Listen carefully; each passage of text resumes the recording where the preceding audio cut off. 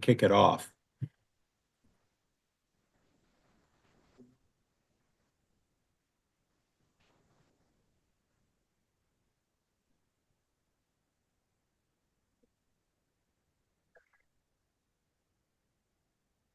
Well, shoot.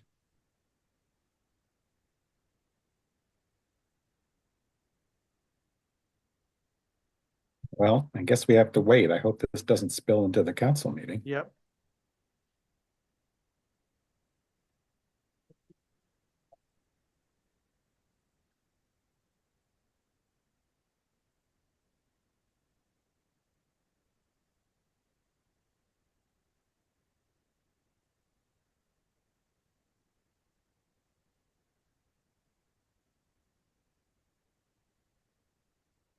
Well, there's just well, there's a couple things that need to be done. But I've got them all written down now, John. You got them all written down? Yep. We have to add a couple things really fast. I have to swear everybody in who's a JP. Counselors don't need to be done this, and I can do that lickety split.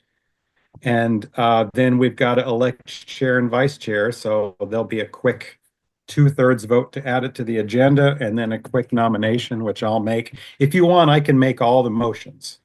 They're very perfunctory. That works. Okay. And we can be done in 5 minutes.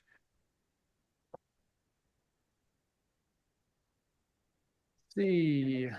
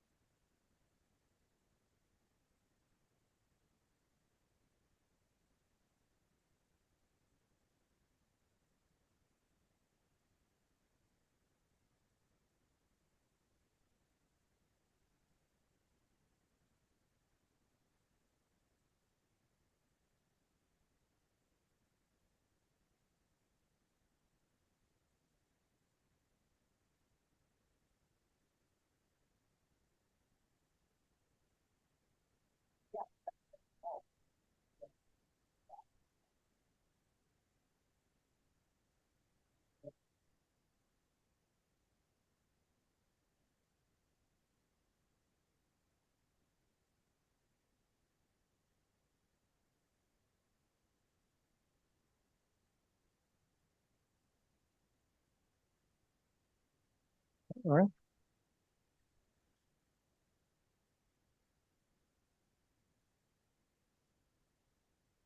Oh, is Lauren here? No.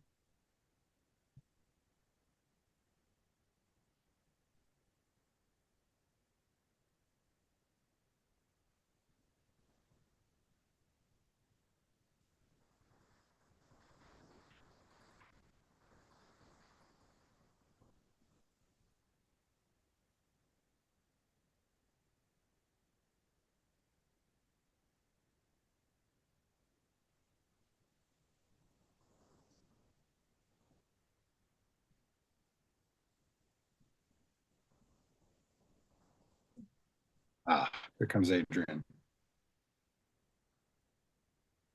Basically, there are a couple of minor housekeeping items to deal with. Here you go, Sal. Okay. So Palin's Oh, not here yet, John, but we've I got a gather that quorum. we have a quorum. Yeah. Okay, so we'll fly through this. First of all, those members, before we start the meeting formally, those of you who are justices of the peace, I'm going to need to swear you in unless you've already turned in your form.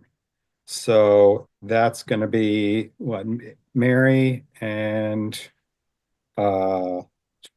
yeah, just Mary and Val. I've turned Mary, in you my there? form. Oh, you turned in the form. That's right. Yeah. Okay, so Val, Or, okay. Okay. So we're just waiting on Mary. I'm here waiting to be sworn, John. Oh, you are. Yeah, Okay. Raise your right hand if you would. It's two oaths. Do you solemnly swear or affirm that you will be true and faithful to the state of Vermont and that you will not directly or indirectly do any act or thing injurious to the Constitution or government thereof, so help you God, or under the pains and penalties of perjury? I do. Do you solemnly swear or affirm that you will faithfully execute the office of Justice of the Peace for the city of Montpelier and will therein do equal right and justice to all persons to the best of your judgment and ability according to law, so help you God, or under the pains and penalties of perjury? I do. Okay, you're sworn. We can start the meeting now. I'm going to start it because Jack isn't chair yet. So first, I guess we need, well, it's like, well, is there any questions about the agenda as it is? Okay, I will assume that adopted by unanimous consent. If remote participants would introduce themselves. Val, you want to start? Val Lewis. Okay, and Mary? Mary Hooper. All right. So we have, the thing that's added on here is we have to really quick, I forgot, vote for a president and vice John, president. Yeah. Sarah Carter is also here remotely. Oops, Sarah, Hi. would you raise your right hand, please? I need you to take two oaths. Okay, I don't see right now, so I'm going to assume it's up because I'm looking at the oaths. Do you solemnly swear or affirm that you will be true and faithful to the state of Vermont and that you will not directly or indirectly do any act or thing injurious to the Constitution or government thereof, so help you God, or under the pains and penalties of perjury? I do. You do. Okay, good, perfect. Do you solemnly swear or affirm that you will faithfully execute the office of Justice of the Peace for the city of Montpelier and will therein do equal right and justice to all persons to the best of your judgment and ability according to law, so help you God, or under the pains and penalties of perjury? I do. Okay, let's fly here.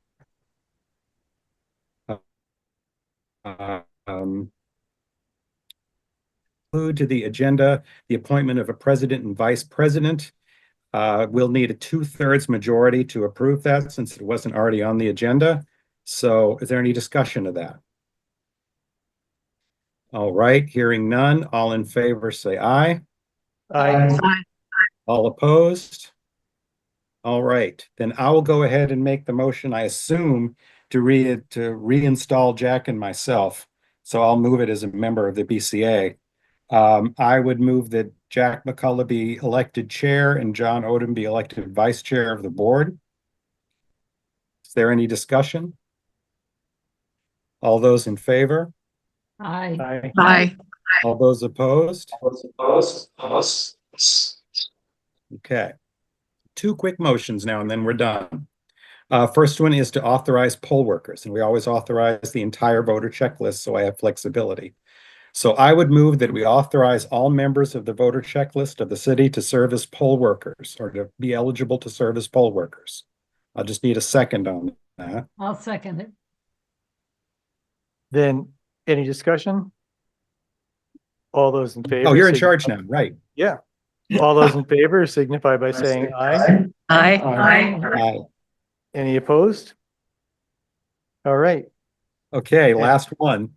I will make the motion that we acknowledge receipt of the lists of new registrants, purged voters, and voters transferred out of town since the prior town meeting day election. Now that's those lists I emailed out to everybody a couple of weeks ago. And this does not require us to take any action. It actually does. We need to affirm it or have the meeting. Okay. So did you make the motion, John, that? Yes, we just need a second. I second it. All Who right. is it? I'm sorry. Is that Sarah? I think it was Sarah, yeah. Okay. Is there any discussion? All those in favor signify by saying aye. Aye. Anyone opposed? All right, the motion is adopted.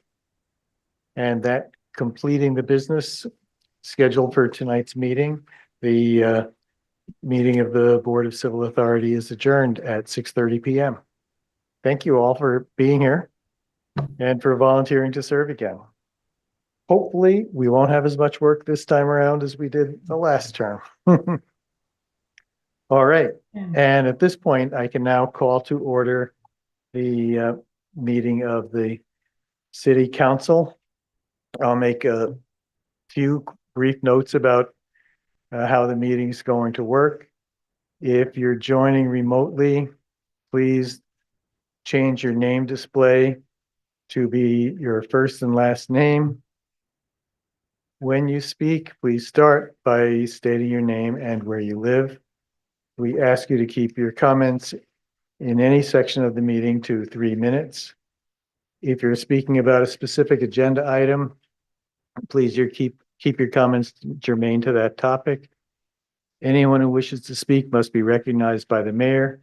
Once you're called on, you may make a statement or ask questions, but we do not we try not to engage in back and forth dialogue during those parts of the meeting. Anyone who speaks out of turn, discusses non-germane topics, or goes on too long will be reminded to conform your conduct to the rules. We have we'll move to approval of the agenda. Is there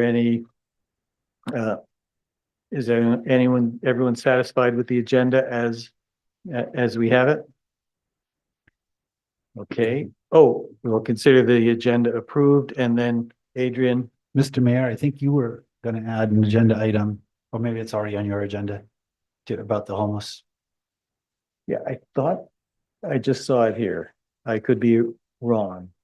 Oh, yeah, there it is. Yep. On it. Yep, Yep, sorry. it's here. Yep. Thank you. And Adrian, because you're appearing remotely, I'd ask you to state your name. Yes, Adrian Gill, District 1. Okay, thank you. Next up, we have general business and appearances. This is an opportunity for any member of the public to address the council on any topic that is not on tonight's agenda, and we will ask people to, if you're doing this in the room, come up to one of the microphones up here, and again, we'll ask you to keep your comments or questions to 3 minutes, and I already see one hand in the room, so come on up.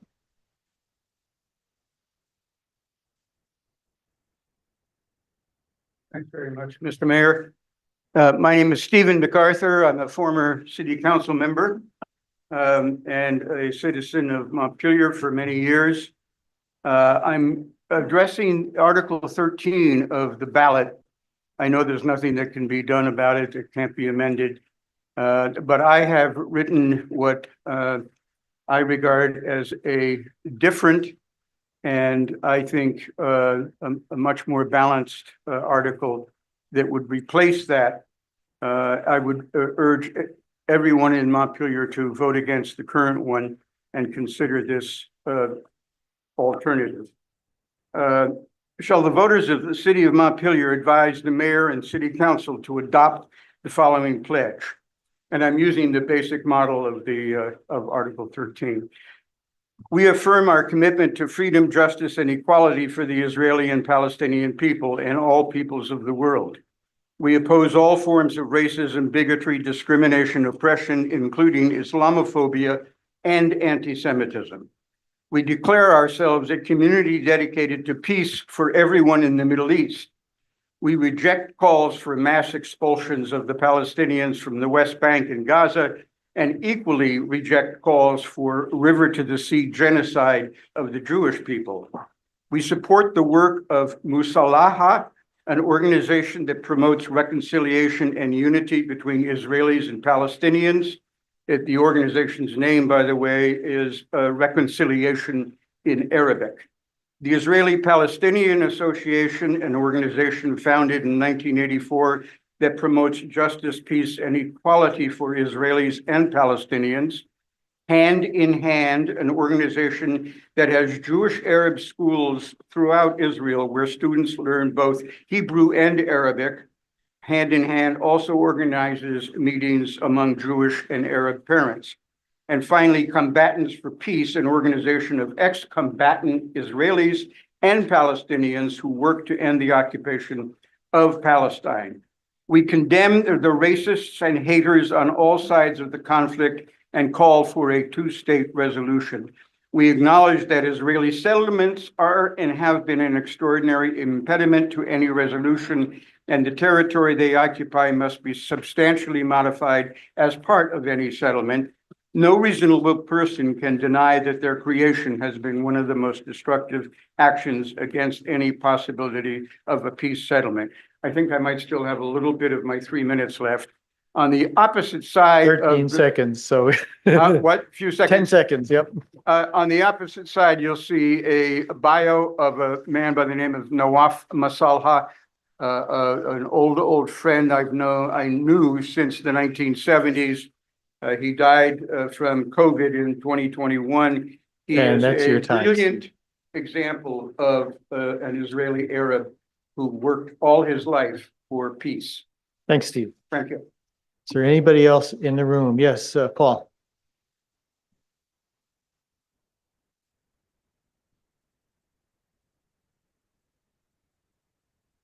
Paul. Hi, I'm Paul Carnahan. I live over on Sabin Street.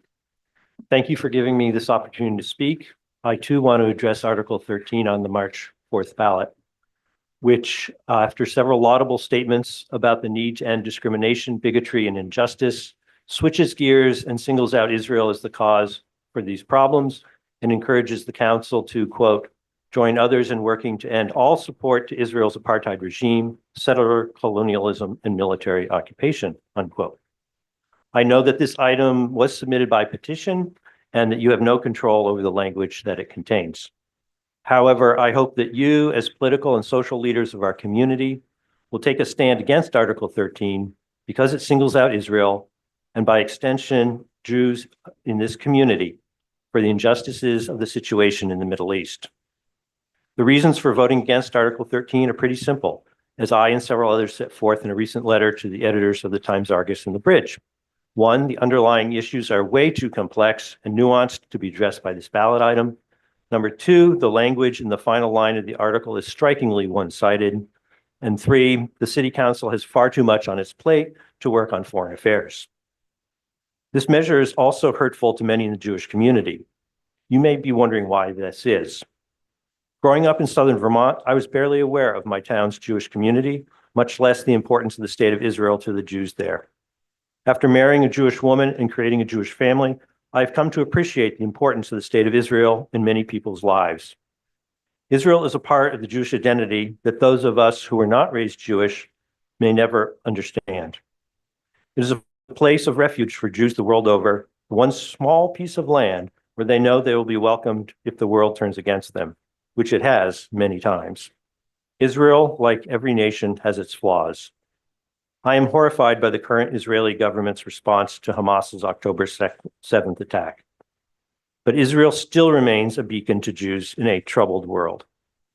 To vote for this measure, which inaccurately labels Israel as an apartheid-embracing colonial occupier, is an affront to the Jews living in this community. For them, for us, the statement is not an abstract proposition. It's very real, and it's very hurtful because the land is part of the Jewish identity. I urge you and everyone listening tonight to vote no on Article 13. Thanks, Paul. Thank you. Yes, come on up.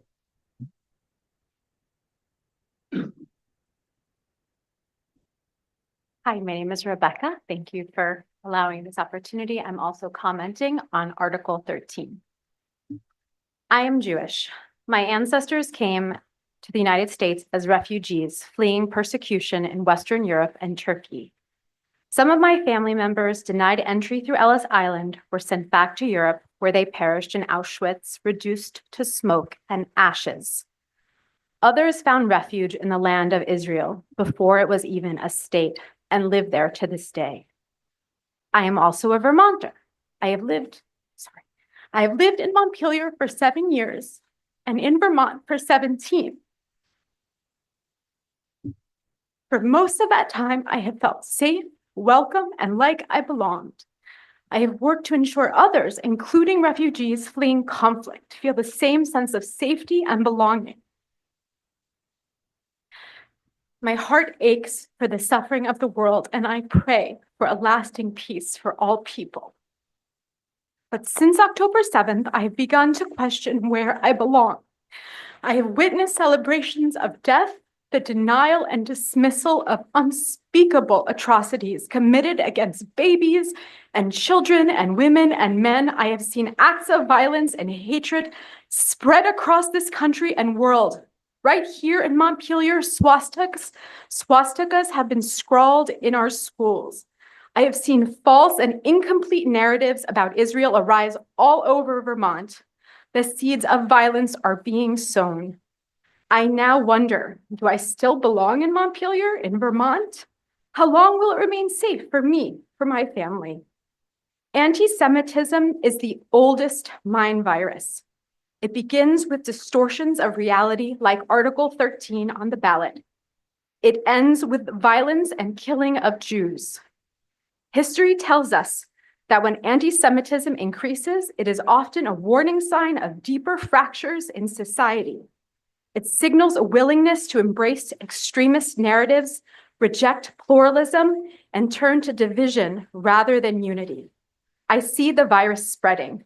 I see it trying to take hold in Montpelier right now. I implore you, stop anti-Semitism in its tracks. Vote no on Article 13. Send a message to the world that peace cannot come through falsehoods that endanger and divide our community. Peace built on falsehoods is not peace at all. It is violence in disguise. Thank you. Phyllis.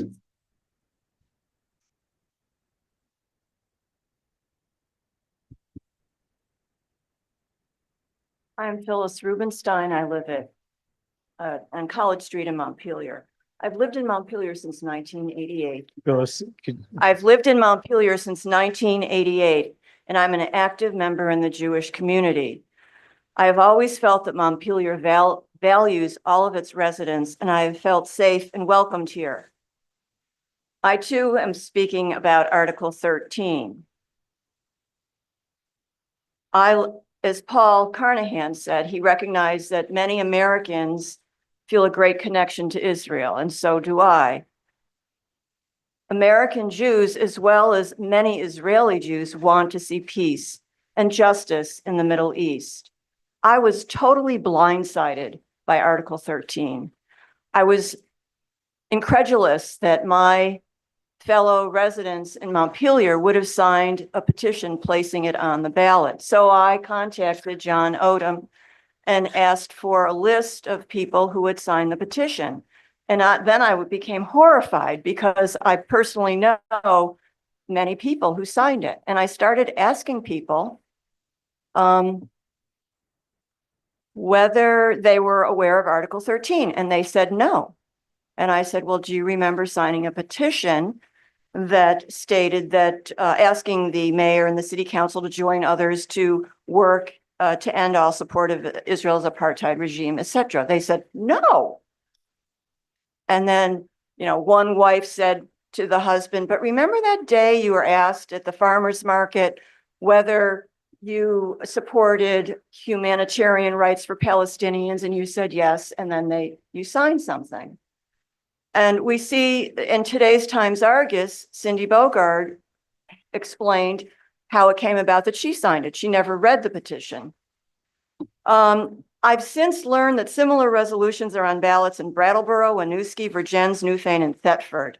The resolution was also brought before the Burlington City Council, which declined to place it on its ballot.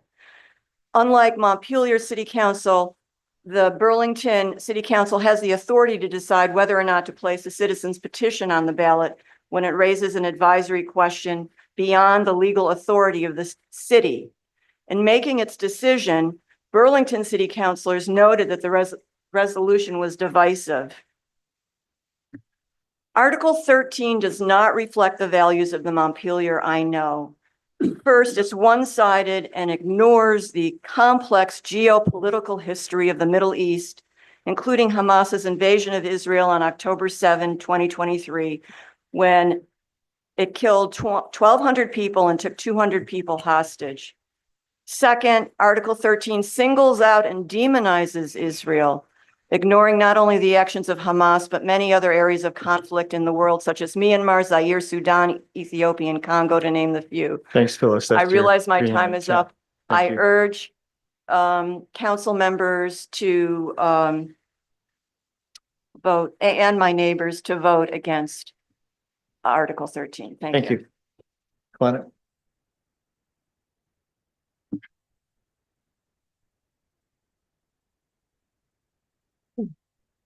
Thank you, Mr. Mayor. My name is Rabbi Toby Wiseman.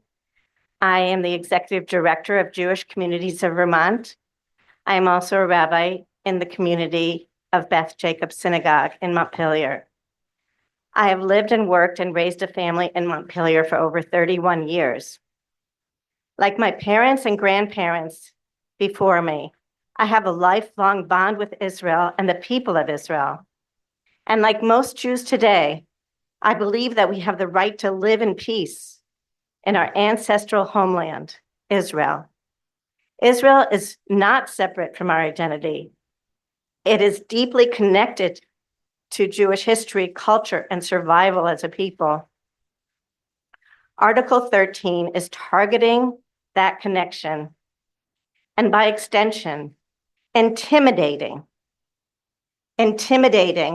Jews in Montpelier and throughout the state of Vermont. Israel is the only democratic country in the Middle East where Jews, Muslims, Christians, Druze, and others live together, study together, work together, and govern the country together and protect each other's holy places.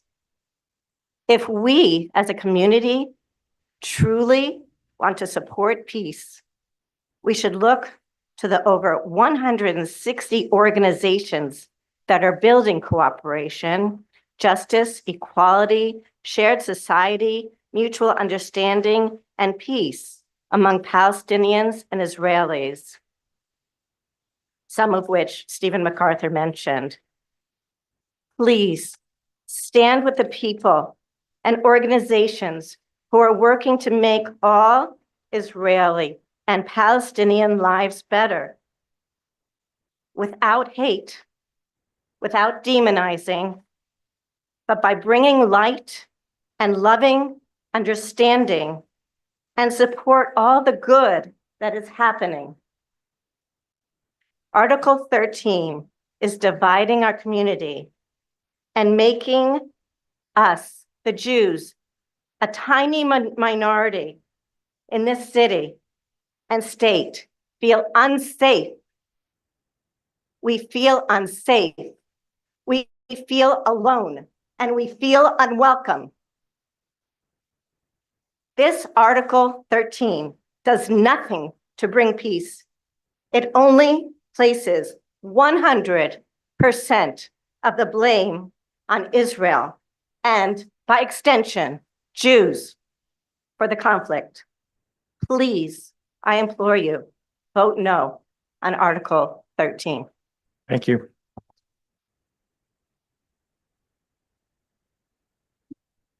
Steve?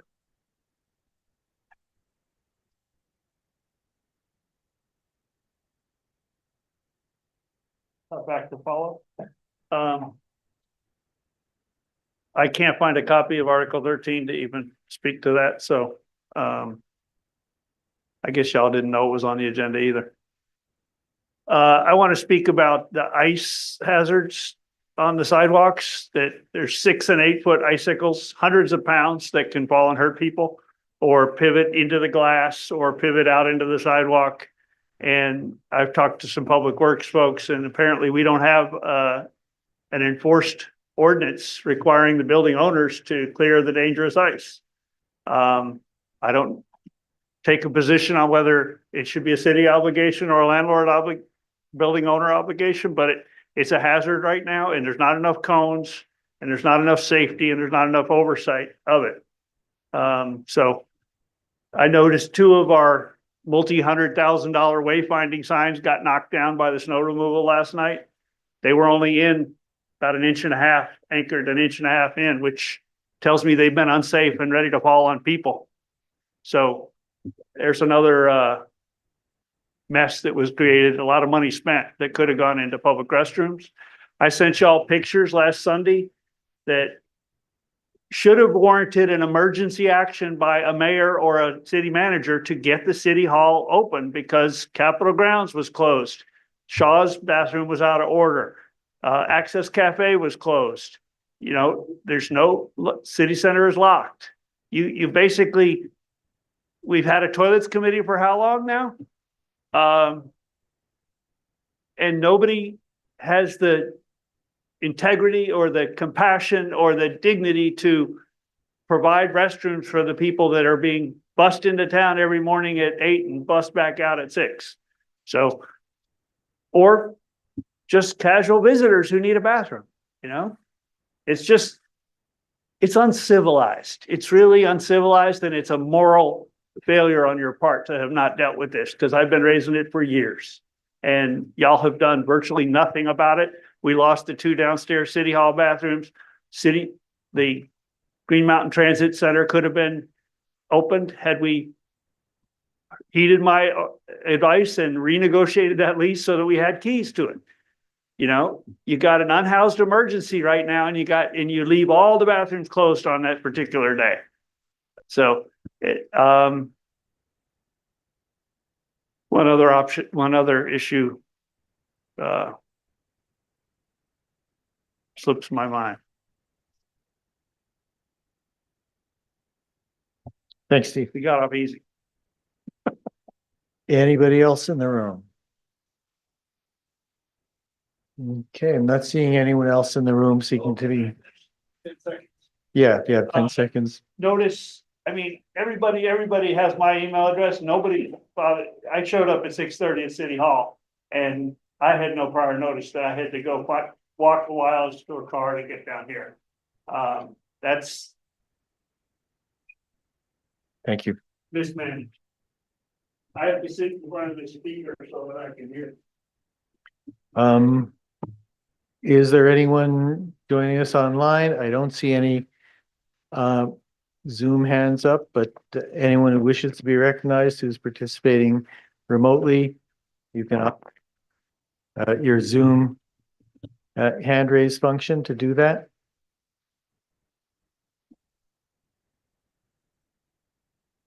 All right, not seeing anybody. We can move next to the consent agenda. I would entertain a motion to approve the consent agenda. Is there anything that needs to come off the consent agenda? Second.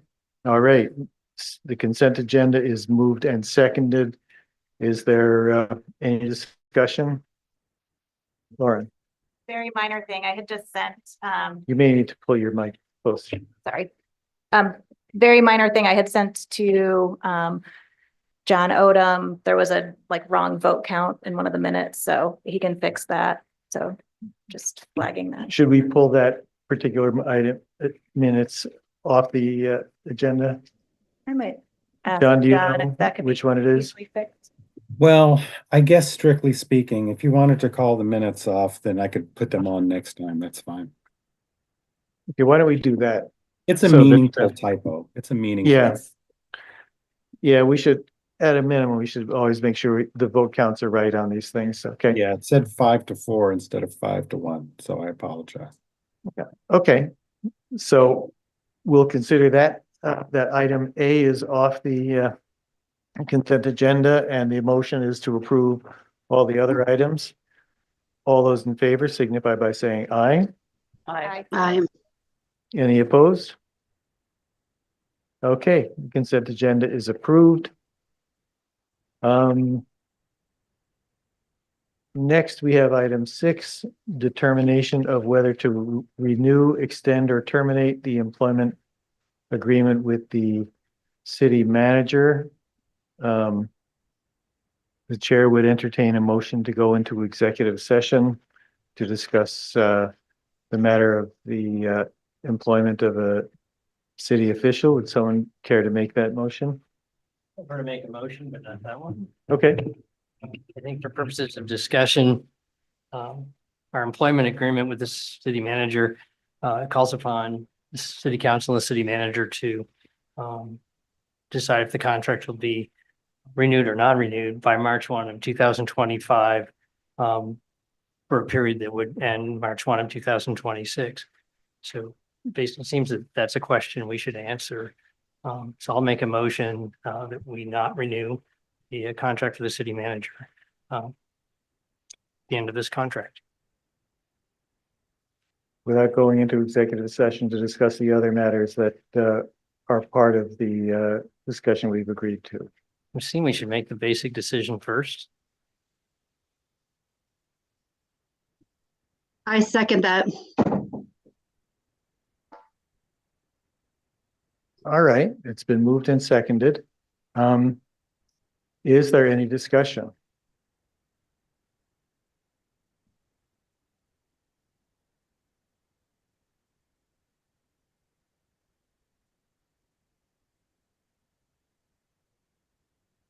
Carrie, I would be much more comfortable voting on this after we had a chance to discuss it in executive session. And it would probably influence my vote. So I would prefer not to vote right now.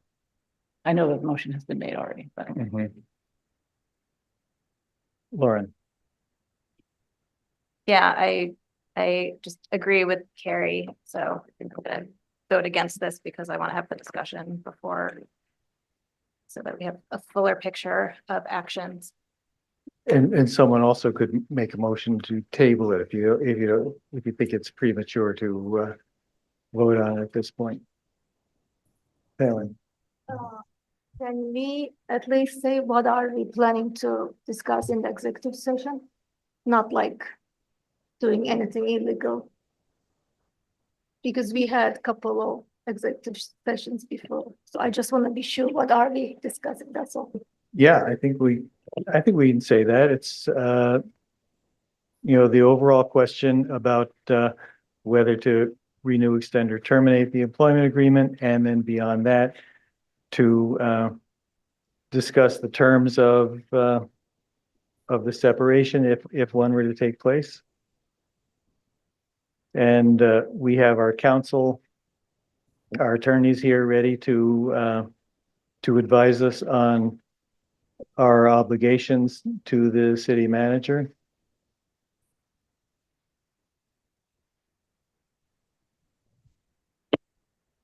If I can, sorry, Oh, Mr. Mayor.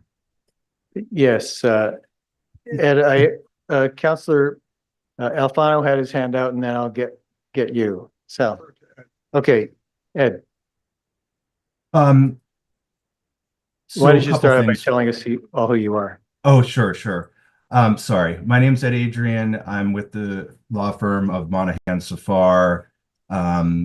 We've been retained to work in conjunction with the town's usual attorneys to review this matter. I think it would be advisable to go into executive session first and have a discussion about this, A, and B, if you're going to go into executive session, I think you need to, say the magic words, which we can certainly assist with. Thanks, Ed. Anybody else? I move we table this motion. There's a second. I did not bring my Robert's rules with me. I don't recall if this is debatable.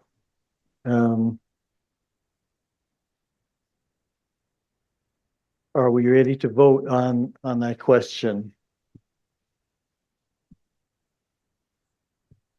Table. Which is to lay it on the table. Okay. All those in favor signify by saying aye. Aye. Any opposed? Okay. The motion to lay this motion on the table has been adopted. Now, the chair would entertain a motion to go into executive session. In council chambers, we have the printouts with the magic words. Ed, if you have them at your fingertips and you want to share them, that would be cool. Sure. So there's two motions. First, I make a motion, the words would be to make a motion to go into executive session to discuss contracts and receive legal advice, premature disclosure of which would adversely affect the city.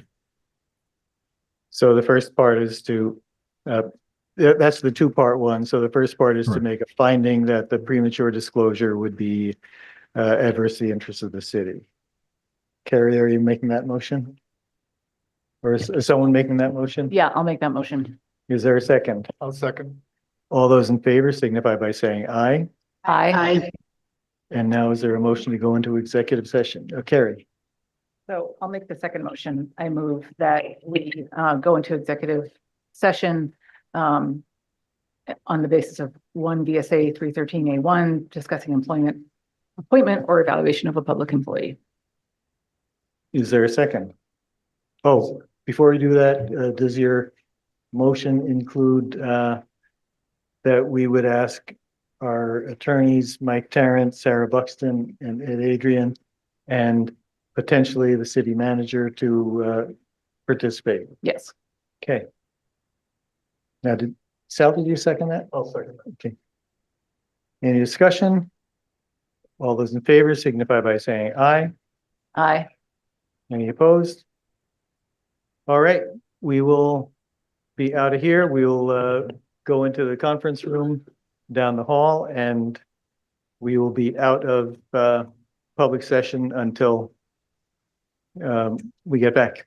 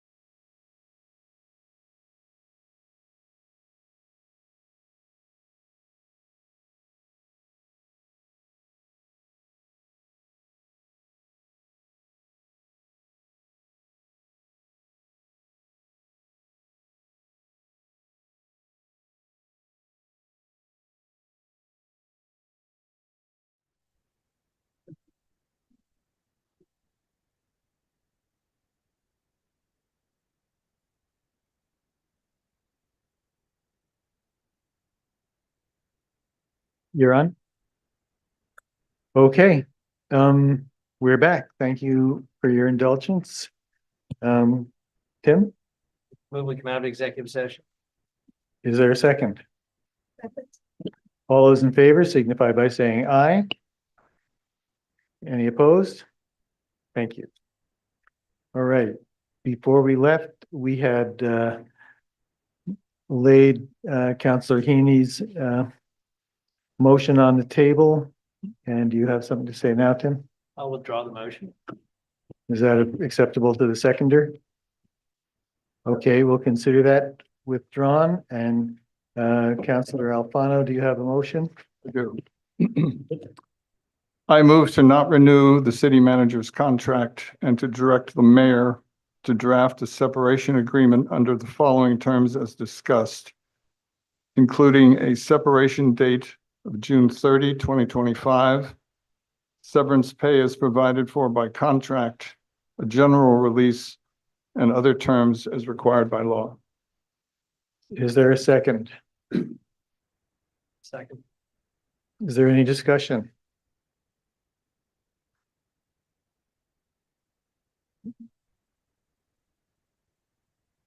Anyone in the public wishing to be heard?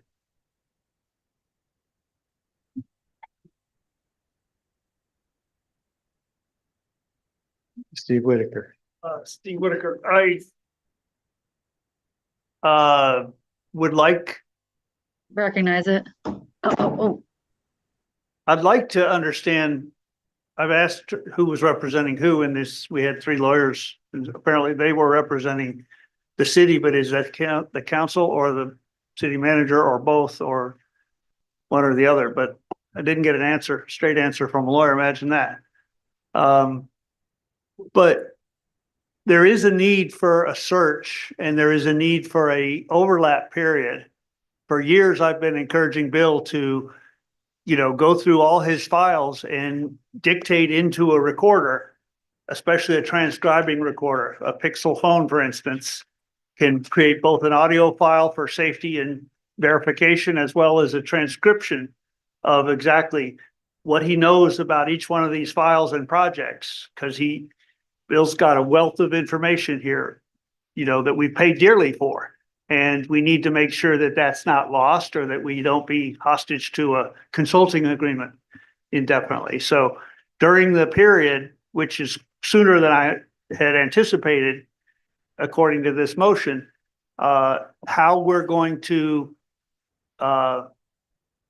preserve the intellectual property that we've accumulated in his head, and get that documented such that a next city manager, it might take 6 months to do a search for somebody who can handle the challenges that we face. So I would encourage that kind of thing be considered, and it's not clear from this timeline or motion, and maybe it's inappropriate for y'all to go back into discussion, but I would like reassurance that those things have been considered. So Thank you. Anybody else in the room who would like to be recognized? I see there are a couple of people online. So I'll go to Anthony Arpino. Hi there. I have a comment about the regular agenda item. I'd like to make that first, and then I'd like an opportunity to speak to the propriety of the executive session. So I'm going to speak to the regular agenda item first, and then when everyone has spoken to that item, I'd like to be called on again because executive session wasn't on the agenda and I have concerns about how it was conducted. So going to my original comment, my name is Anthony Arapino, along with my wife Jocelyn, on whose behalf I'm speaking. I live and work in Montpelier. We live on Sabin Street for many years, and before that, Berry Street, and briefly also Loomis Street. Our small law firm provides legal services to many downtown and retail and restaurant clients, as well as many entrepreneurs in the city. And we are proud sponsors of Montpelier Alive, where Jocelyn served 6 years on the board. I have also served on the city's Conservation Commission and as a volunteer in the Community Justice Center. These experiences have helped me understand that the city manager's job is the most important in the city. Unlike the city council and the mayor, it is not an elected position. Rather, under our city charter, it is a contract position subject to a regular cycle of expiration dates. In other words, it is not a lifetime appointment. Because the city manager is so important, the city manager's contract is reviewed periodically by the city council, whose job it is to consider whether the future success of the city could be best achieved with new leadership perspectives, skill sets, even while we can acknowledge and recognize past contributions of the employee whose contract will expire. The city faces critical challenges, some of which are longstanding and some of which are emerging. Lack of adequate housing supply, crumbling streets and sidewalks, aging water system infrastructure that's subject to chronic failure, flood resiliency and mitigation, affordability, and environmental violations and permitting challenges. We need to make more efficient and effective progress on these issues, many of which have worsened over the decades. Securing new leadership in the city manager position will not solve every problem overnight. But at this point, after decades of the same approach, the city council must take this opportunity, the upcoming contract renewal deadline, to give the people and businesses of the city the opportunity to see what a new leader can do in the most important job in the city. Business as usual is no longer what's best for the city. It's time for a change. I hope you will vote to support the motion. Thank you. Peter?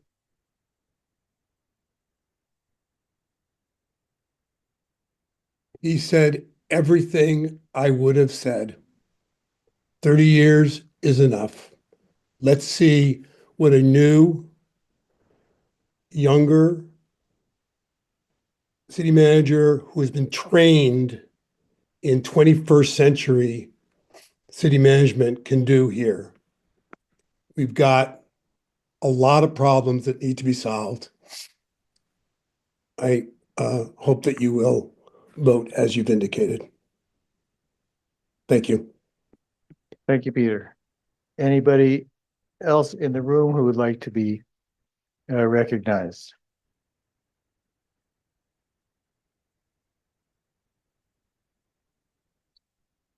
Okay, council members, are you ready for the vote? If so, all those in favor signify by saying aye. Aye. Aye. Any opposed? Okay, thank you.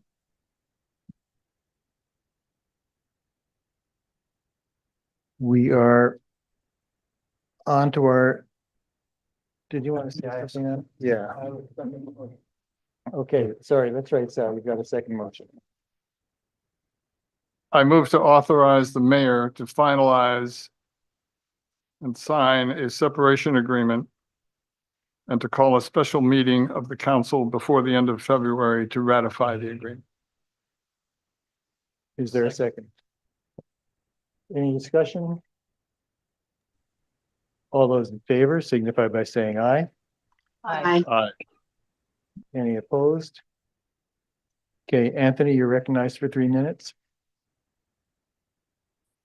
Thank you. I have serious concerns about the executive session. So if I recall the motion correctly, it was made under 313A1, 1 VSA 313A1. You made a specific finding that premature general public knowledge would clearly place the body at a substantial disadvantage. The ostensible subject of the executive session was a negotiation of, or a determination on renewing the city manager's contract. This is a contract negotiation. You invited the city manager into your executive session, yet you excluded the public. The only person, when there's two parties negotiating a contract, general premature public knowledge is only placing the public body at a disadvantage when you are telling the person who you're negotiating with what your negotiating position is. It was entirely inappropriate to include the city manager in there, or else you're finding that premature public knowledge would place the public body at a substantial disadvantage was a bogus finding. And I'm very disappointed that 2 hours of executive session later, when you had the city manager in the very deliberation about whether and under what terms to renew his contract, he was included. that is not how executive session under the public meetings law works. The only one that was put at a substantial disadvantage here is the members of the city who have no idea what you just talked about for the last 2+ hours that resulted in a 30-second vote with no counselor discussion. I would like the lawyers for the city to address the legality of making a finding that a contract negotiation would put the city at a disadvantage if there's public knowledge of it, when the very person you were negotiating with and ostensibly across the table with was included in the executive session. Thank you, Anthony. Bill, you have a statement to make? Yes. I accept the decision of the city council to terminate my contract. I acknowledge that the council majority has accepted the responsibility for this major decision and its financial repercussions. The essence of the council manager form of government relies on the manager respecting the decisions of the council, no matter how distressing it is to be on the receiving end of this particular decision. As I finish my tenure here, I find myself filled with gratitude for being able to serve in my capacity as city manager for 30 years. There will be opportunities in the upcoming weeks to reflect on the history of my time here. For now, I will keep it brief. I've worked with 52 council members and mayors, and the vast majority of those relationships have been productive and cooperative. For that, I credit all of us working in the best interests of this amazing community. I've served with the most capable teams of department heads and city staff. We have thrived at times under great duress as a thoughtful, creative, innovative, caring, curious, and responsive group. Together, the council, city staff, and the community have achieved significant successes and have courageously faced intense challenges over these 30 years. I am so proud of all that we have accomplished. The job of city manager has no boundaries. Emergencies are never scheduled, and because of the 24-hour nature of city work, one is always on call. Whether at the grocery store, gas station, school play, or sidewalk, a city manager is expected to be accessible, knowledgeable, and professional. At this point, I need to acknowledge my family. I'm incredibly grateful for the support they have provided me during my long tenure here. We are homeowners, taxpayers, community members, and have been involved parents, just like many of you. Our 4 grown children all went through the excellent Montpelier schools. My wife has served proudly in our school system for 20 years, often fielding questions or complaints about city affairs. I have succeeded in large part due to her honest feedback, emotional balance, and unwavering support. Although my position is not an elected one, it is a very public one, and my family has faced with patience and grace the many intrusions into their privacy as a result of my role. My deepest thanks to Anne, Olivia, Patrick, Claire, and Angus. And really thanks, don't do it enough. I love you, honey. Thank you. In conclusion, I pride myself on my integrity, and I will serve the city at the highest level until my last day of work. I will not pretend that a separation in this manner comes easily. However, because of my commitment to the city, I am dedicated to the most successful transition as possible for Montpelier. I love this city, have devoted a large part of my life to serving it, and I wish nothing but continued success for our town. The Athenian Oath, an ancient code of civic responsibility that we city managers still abide by, states, "We will transmit this city not only not less, but greater and more beautiful than it was transmitted to us." I have strived every day to fulfill that oath to the very best of my ability. When I walk out of City Hall on my last day, I will be holding my head high. Thank you.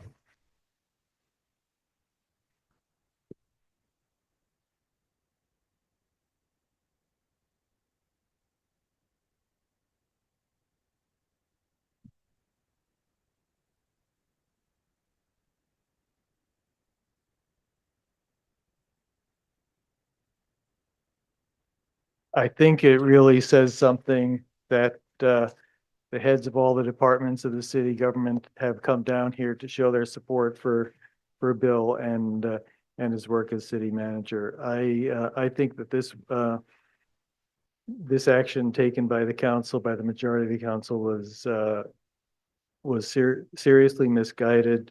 I know that the city manager has provided outstanding professional and ethical service during his entire time here.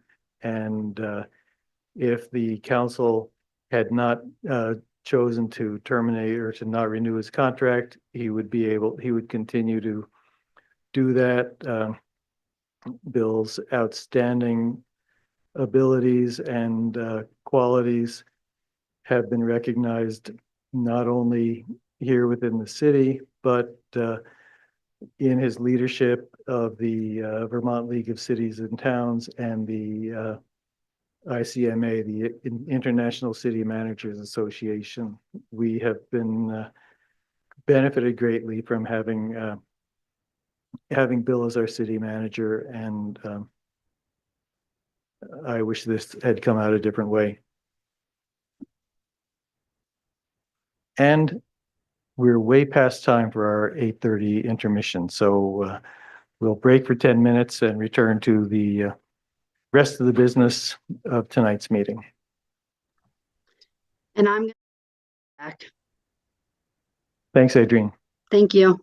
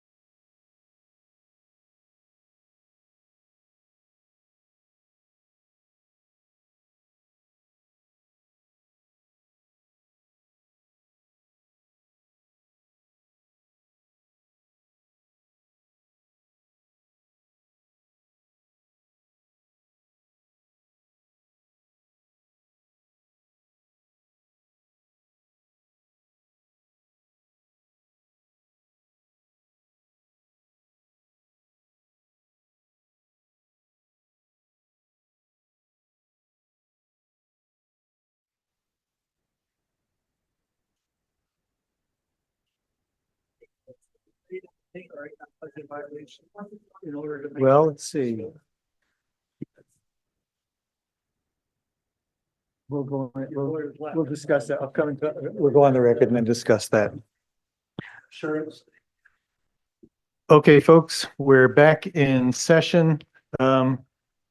We still have some substantial items left to be discussed, and the question has been raised if they all need to be taken up tonight or if we can move some of those to a future meeting. We have item 7, the weekend day shelter discussion.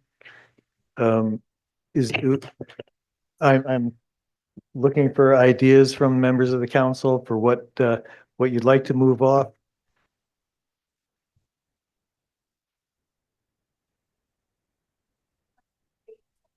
Have to decide tonight.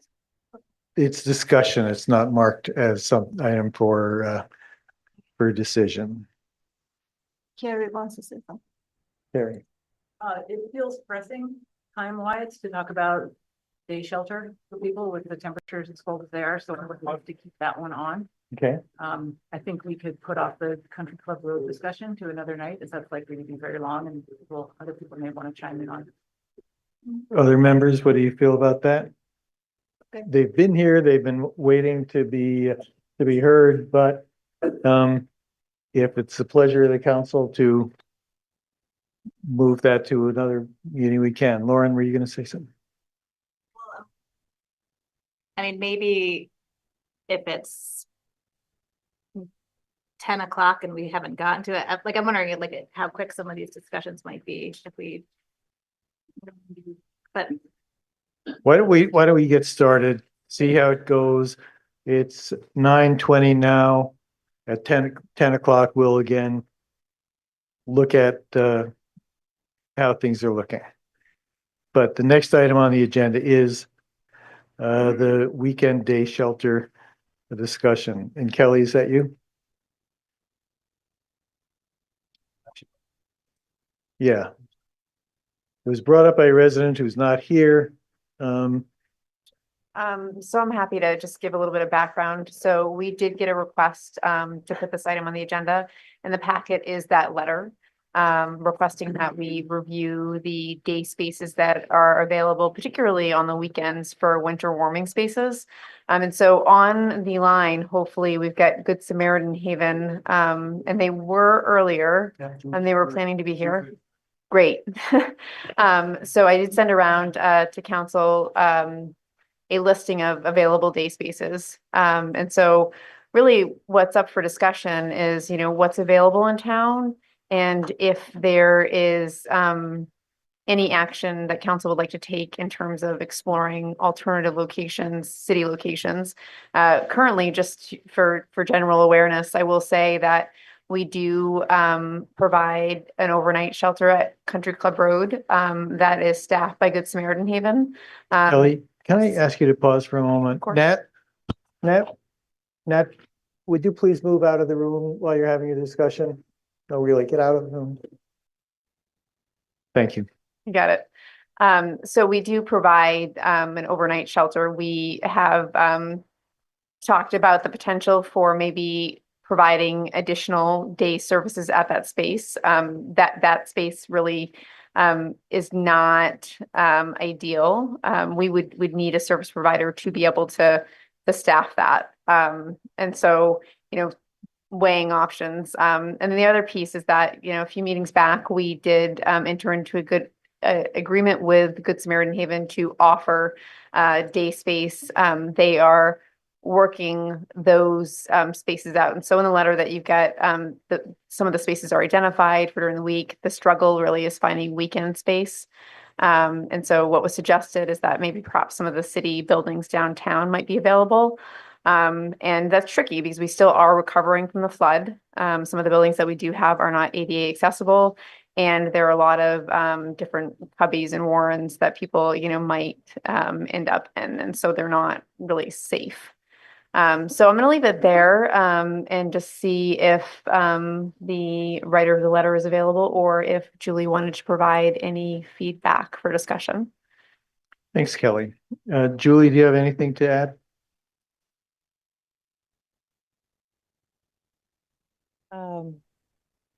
Thanks. So, also just want to recognize Bill and our beautiful partnership that we've had with him, with Good Samaritan Haven.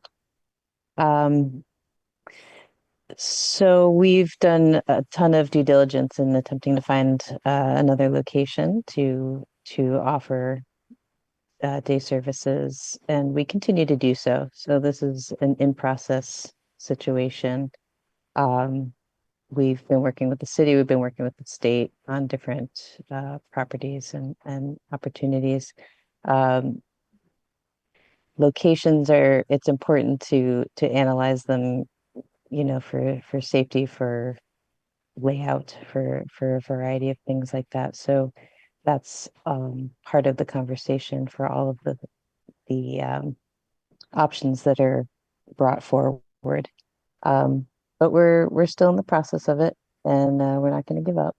So I'm happy to entertain any questions around it, but there's not a immediate solution at the moment. Thanks, Julie. Yeah. Lauren. Julie, is there anything that the city could be doing to help? Is there something, some action of the council, something we could be seeing if staff could do? I mean, it sounds like the work is being done to try to find a solution and there's challenges, but is there something an action that you hope we take tonight to help support you?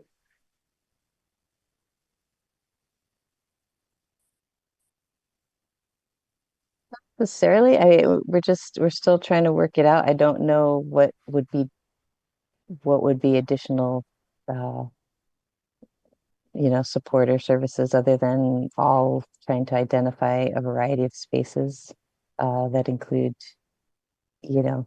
lots of city spaces, different state-owned, city-owned, community-owned properties. Anybody that's willing to step up, private landlords. We're really wanting to have a dedicated space for the day program. I think that's important for all of the community, all of the programming that's happening at our wonderful partner of Christ Church Episcopal, who's hosting the food program right now as well. So we're trying to be as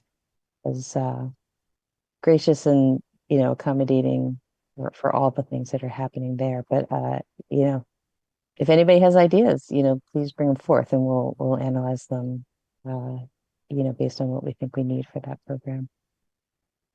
Lauren, go ahead. Just one other question what is the state doing to help? We're talking about various properties with them. We have been for a while. So we're going back and forth. We take a look at various properties as they're available, just to see if they make sense for this kind of program. And I've been as recently as today talking with them again about it. So it's ongoing, and properties come up here and there over time, and so we've been looking at different things, and some just aren't the right fit, and that's just how it is. So Thanks, Julie. Anyone else on the council? Sal. Julie, I'm just, if a space was available, could Good Sam handle a weekend situation with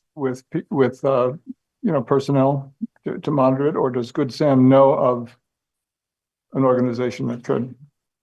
I mean, my understanding is that finding providers is as difficult as finding space. Yeah, I think we need to analyze how we would do that. We currently don't have the full capacity of staffing to do the 7 days, but that is partly a matter of another hiring process as a possibility. It's also another possibility of shifting the days that the program is in operation. so that we shift the days that we're able to operate or that we are able to staff, across a week so that a weekend is covered versus weekdays. So it's not out of question. Thanks. Anything else from folks?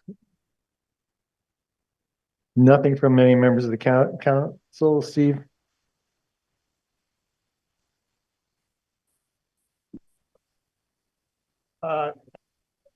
Some of you may not know that the Access Cafe in Bill Kaplan's building closed yesterday. They're gonna have some residual events planning with the community, but I think that space has been used as day space by a number of the folks who are unhoused.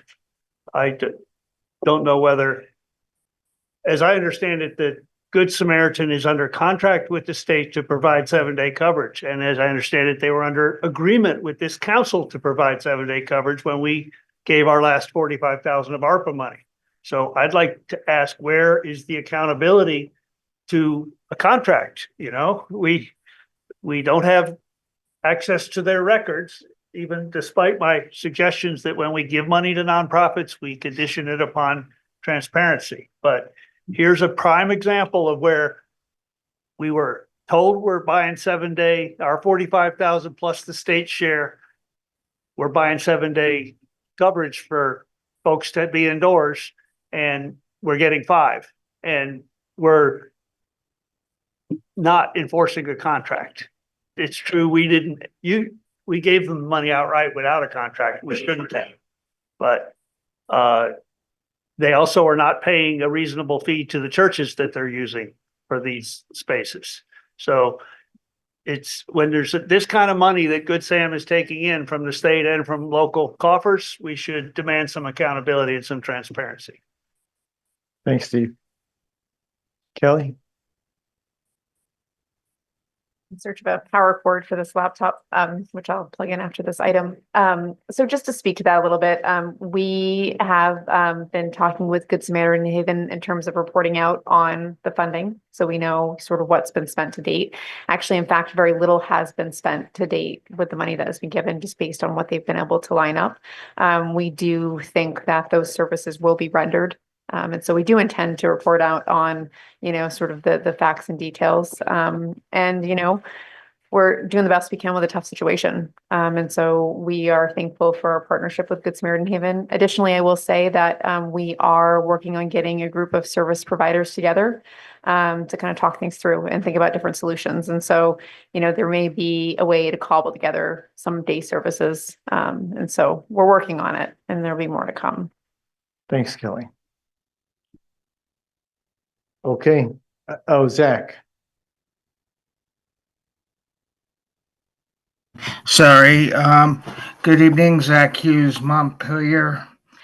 Yeah, I wanted to just also say this has been tough hearing about the decision of council on Bill's contract, and I'll have more details for you all at a later date. But I wanted to speak about the day shelter. Oh, I don't know what there is to do. I was out there a couple weeks ago and could have used a space to coordinate with somebody during street outreach. And it is really cold. I wish the service providers could come together. I know Good Sam's really trying. And things, to the critics, things do happen during these type of things. So we might very well approve that ARPA money, but things do happen, which I will not go into, but these things do happen. And, the thing is, Good Samaritan is in good faith trying to find another location. To the critics, I would say, try it yourself. Join the forces. But I really think this is a priority. Temperatures are dropping. People need to be able to get in. Or we need to find another solution. Maybe, I don't know.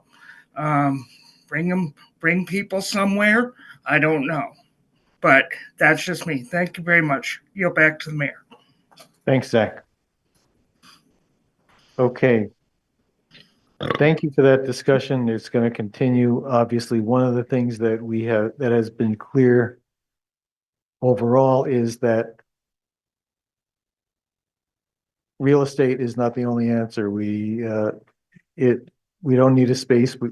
We also need staffing, and it's not as easy as just getting some well-meaning volunteers to sit in the space with people. And so it's no less intractable than it was 6 months or a year or 5 years ago, and we got to keep working on it. Thanks, Kelly. Thank you.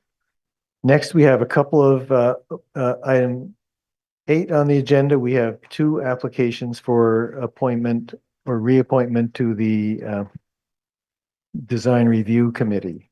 And we have Martha Smirsky seeking a regular seat reappointment and Liz Pritchett seeking an alternate seat reappointment. I'm looking, are either of them here? Doesn't look like it. Is there a motion? Tim. Move to reappoint Liz to DRB. Thanks, Tim. Is there a second? Any discussion? All those in favor signify by saying aye. Any opposed?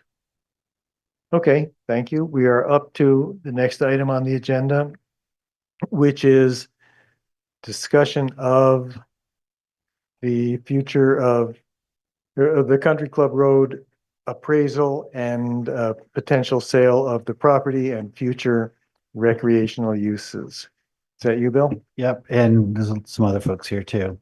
So as you know, we received an unsolicited offer to purchase the building and some land around it, I think approximately 4 acres. The offer was for $750,000. The council directed me and our staff to get an appraisal of the property done, as well as evaluate the potential land swap for use for a road access. And that information was provided to you in January when it all came in. And we were in the middle of budget, so we put it off till tonight. So I think there's a lot on the table here and a lot to do. I think number one, we need to respond to the offer. And my recommendation is that we decline to sell the property. But I do think even though we didn't put it out to sale, we got a bona fide offer and we should at least say yes or no. And number two, I think, again, my recommendation, and I know there's folks here to talk about all this, is, we spent a lot of time on this property. We purchased the land with rec money. We purchased it. It's in the bond, in the actual vote that it would be used for rec purposes. It was brought to our attention initially for rec purposes. We did a public process that identified this land as a prime place for housing, and we continue to move that forward, but also for recreation. And we've looked at what it takes to upgrade the 55 Berry Street property. We've looked at a bunch of other locations, and there's been a lot of talk about different sites that the city doesn't control. Done a lot of studies. The most recent Power Wellness kind of backed up what we're thinking and said, we ought to this here. And I certainly realize the financial situation of the city and know that we're not going to be building a major new facility there this year, next year, putting a bond on. But I recommend that we say this is where it's going, that the council determine that this is the future home of recreation, and that we will start our process. And over the years, we will do designs, and we will do, all the things that we need to do to get ready, and fundraising and grant writing and everything that needs to happen to set a project in motion. We all know they take a long time, and it starts with setting a vision that says, here's where we're going. So that's number two. And then I think, we have talked a lot about the possibility of having private or nonprofit partners. We know that there's at least one interested who says that they are ready to build some facilities up there. I would suggest that we seek long-term lease proposals from any interested people. And you would direct us to prepare those and put those out. But basically, to have a proposal process where people could show what they were proposing, how it complemented the cities and fit, so that it was being done in a way that the city could also do what it does, and that we could either work in partnership or at least peacefully coexist. And we'd have a process so that, we hear from everybody. And, it may be that another group is ready to move more quickly than the city is, and maybe the lease revenue could use to help fund some of the designs and things that we need to do for our building. Obviously there's a lot of other choices that you can make. I tried to outline them in my cover sheet, but I guess feel like we've been at this for a long time, and it's time to set our true north. We have, in the interest of time, what do you want to do? We do have the rec department here prepared to sort of outline their thinking for the property.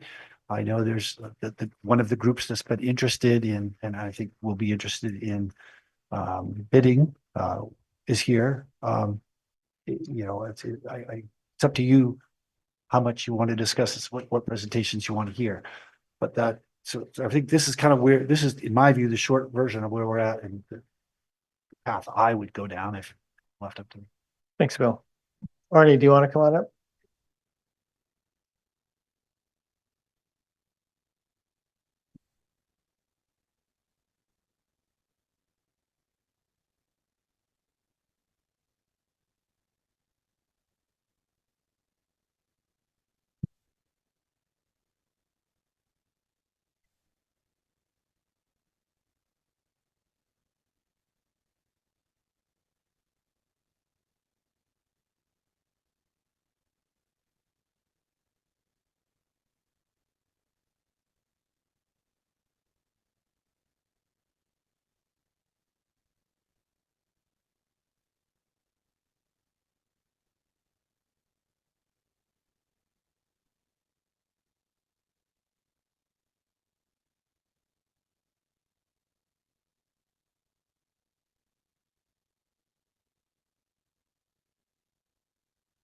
All I'm gonna do is Carol come up.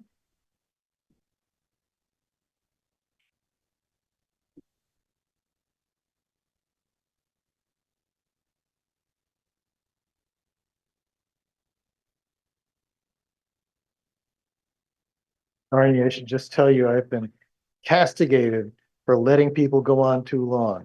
So let's try to be efficient. Oh, absolutely. I'm not saying that you're not efficient, but I just let people talk. And so No, we've actually planned on trying to move things along because we got some folks that from our rec board that would like to also share their views a little bit. And so we're gonna power through the PowerPoint and then we'll try to keep things moving along. I'm Arnie, I'm the director of the Recreation Department. I want to start by saying thank you for the opportunity to present our community center concept plan for 203 Country Club Road. A community center at the Country Club Road could serve as a cornerstone for Montpelier, offering space for social, educational, and recreational activities that bring people together.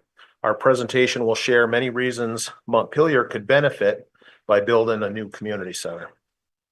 So starting off with our current building. You want to do the slide? Oh, did I miss your thing? No, it's okay. So in the last 2 years, we have been spending a lot of time talking to all sorts of people. and could you introduce yourself, because I think some sorry. council members may not know. you. Heidi Arias, I'm the Thanks. assistant director. Thanks, Ivy. So in the past year, we have been talking to all sorts of people, from our youth groups or organizations to our families or participants in our summer day camps and our youth group programs.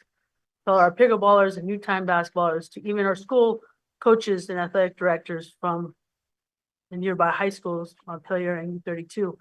And based on all those discussions, we have created the following vision and concept that we believe would be a great asset to this community.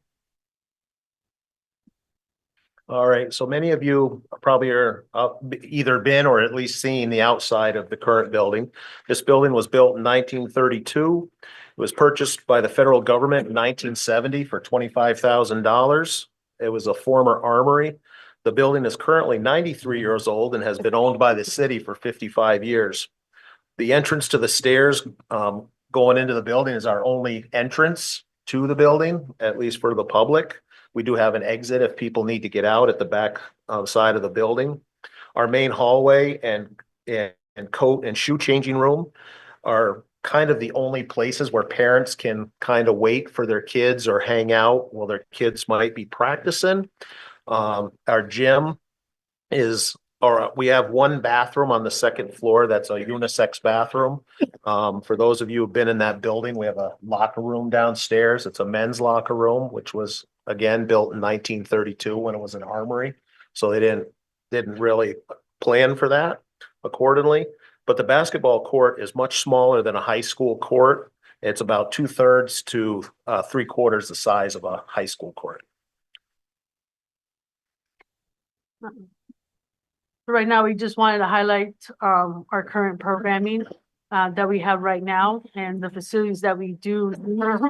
And you can see from the rec center, some of the activities that we do currently, as well as Dog River Field, the rec area field where we have our municipal pool facility and our baseball fields such as Mountaineers and Little League, as well as the Country Club Road now that we use for our youth soccer program, the community room inside that we rented out and we do special events out.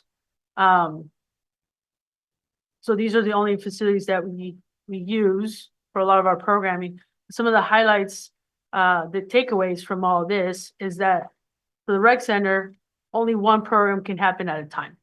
And when we use a lot of the space, we limit that time. So for the past, so I'm highlighting that just with pickleball and noontime, we have had an average in the last 2 years of 500 people participating per month. And that's just with those two groups. And they want more time, but they also have a limited time because like pickleball only has 12 people playing. That's only 12 people are allowed to sign up per session. And we have over 300 people in our pickleball lineup. So every week I've got to be telling people you can only sign up for 2 or 3, not all 5. We have like 10 sessions. But as soon as I put it up, within minutes, it's already full. So, but that is also one of our biggest revenue there as well as the pickleball.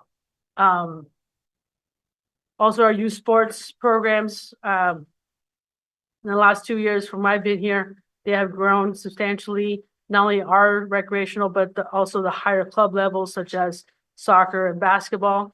The Capital Soccer camps during the summer have grown tremendously. Green Mountain Select AAU has also, doubled a lot of their teams. So everyone's just looking for more space in general. Many of you guys asked about the schools. I can tell you again, there's not much space. Just last night, I practiced until 9 o'clock at night, so I was here. So again, there's not much no one wants to practice that late. And it happens on both gyms. So there's just not needed space. The hard thing is trying to balance the activities in the rec center is pretty tough. But I do think that we do fail our teens between the ages of 13 and 18 years old.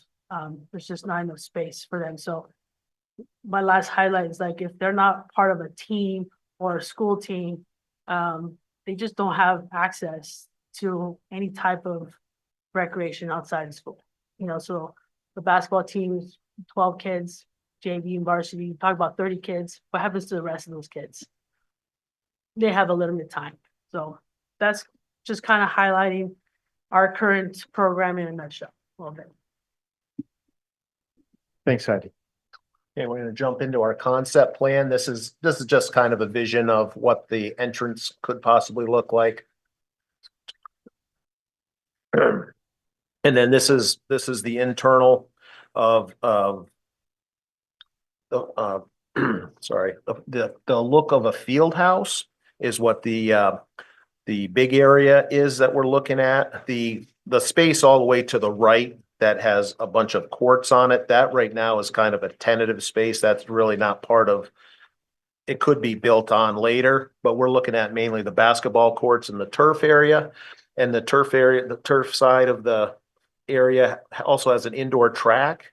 So soccer, baseball activities or other spring sport activities like lacrosse, camps, camp play space, multi-use track and more could all be going on in that space, and many things could go on at the same time. As for example, you could have an indoor soccer group in there while people could be walking on the track as well. As we all know, there's upwards of 6 months of winter in Vermont, and not everybody likes to be out on the icy streets walking.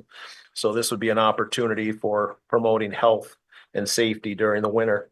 The gym side would be a wood floor with a couple of basketball courts, several pickleball courts, a couple of volleyball courts, and we often use those areas as also for dodgeball, badminton, futsal, as well, and more.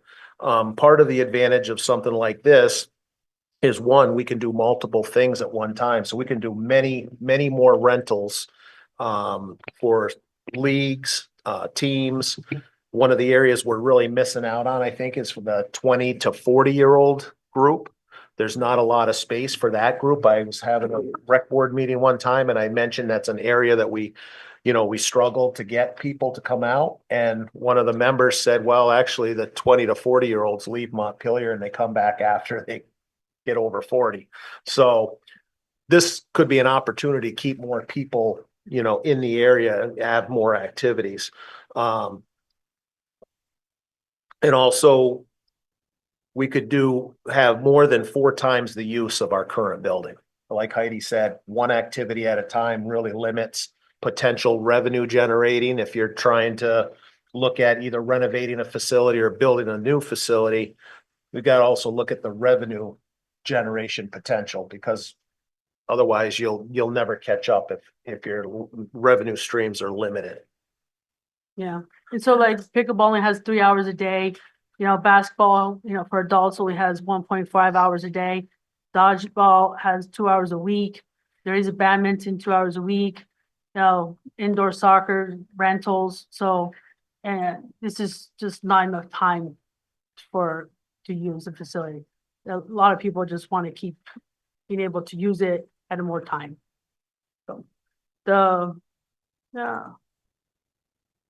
what we would like to see in the current building, the country club building, this is something like our vision that we talked about, is another studio space where we could do different classes, expanding on the dance and fitness. We also, again, I'm a big advocate for our teens. They need a space. They need to get out of basements. There needs to be something there where they can hang and also be, have different types of leadership programs just to continue on, and the maker space. Definitely something that's growing, where there can be a variety of tools and materials. They work on their STEM skills, hands-on learning. All that is definitely needed in this kind of space. But right now too, for the country club, we have been currently using the community room a lot. We have turned it into a mini gym space for the winter right now for toddlers. Been quite the popular space for play groups and families to bring in their toddlers in the winter. It's actually been renting. I think I have like 5 or 6 rentals of birthday parties up there already. We just hosted our Winter Fest, as you heard last week, up on the country club, which we really highlighted the building and the facilities there too. We have a lot of cross country, skiing and running up there. A lot of both schools host meets there as well. And as you know, we have the Feast Farm that's run by the Parks Department that also uses the facility as well as the building for storage and other items. So addressing community needs, the current building is too small. Demand for capacity as interests grow and change. The demand for public spaces exceeds capacity. We need the ability to offer more than one program rental at a time. The building condition was also something that Power Wellness spoke about, that it's going to be expensive to retrofit and really not a viable option. And as well as accessibility is a challenge around that building. The other thing that really makes this a hard space to use for those who have been there and may have seen it is we can only really have practices there. There's no space for parents or spectators to watch. If you walk down the side of the basketball court, you can see there's not a lot of space, that if somebody gets bumped, they're pretty close to the wall really quick. And we also have a great need for after school space, which we're hoping to start to develop up at Country Club Road as well. And again, to make it feasible to really produce renovation, revenue generation is just having that need and ability to be able to have multiple things happening in the same facility. And we spend a lot of time, unfortunately, turning groups away or renters away for lack of space to be able to rent. Again, the slide shows, our model recreation is we create community through people, parks and programs. Our programs are essential. Just the other day, quick little story, pickleballer. We were just chatting with a group of people and he just turned to me, he's like, thank you for saving my life. And I was like, we talked about, what did I do to save your life? And he's like, you save my life every day that you guys are open. It helps me get out of the house and I have a few times a week to play a game with my friends. That's what you do every day for me. And all the seniors laughed and stuff, but it took me by surprise, like, wow, yes I am kind of. But we love having them. And the community center is also, it's not just about sports, having dedicated spaces for other programming, for teens or meetings or whatever, it's so essential. My wife reminds me all the time because she's a theater music person.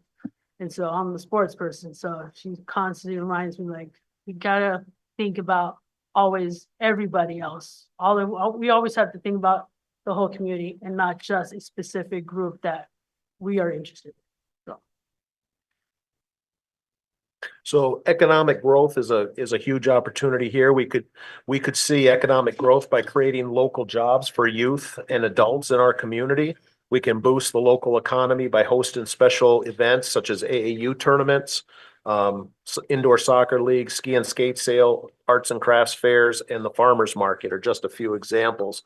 But jobs are one of our biggest areas of employment is our pool and our day camp right now. And many of these jobs are these folks' first time of employment, because we are the one group that's able to hire 15 and 16-year-olds to be employed.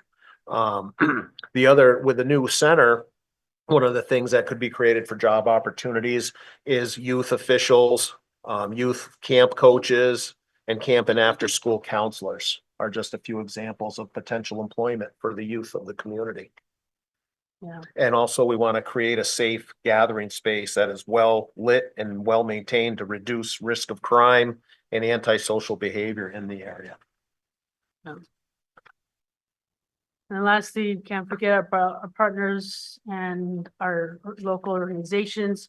I've had the last 2 years such a great opportunity to work with all of these and some more, and just being able to build on those relationships and to continue to provide some really neat activities and programming and summer camps is it's been quite the treat. And that opportunity is endless, and we'll continue to do that with all our partners. More.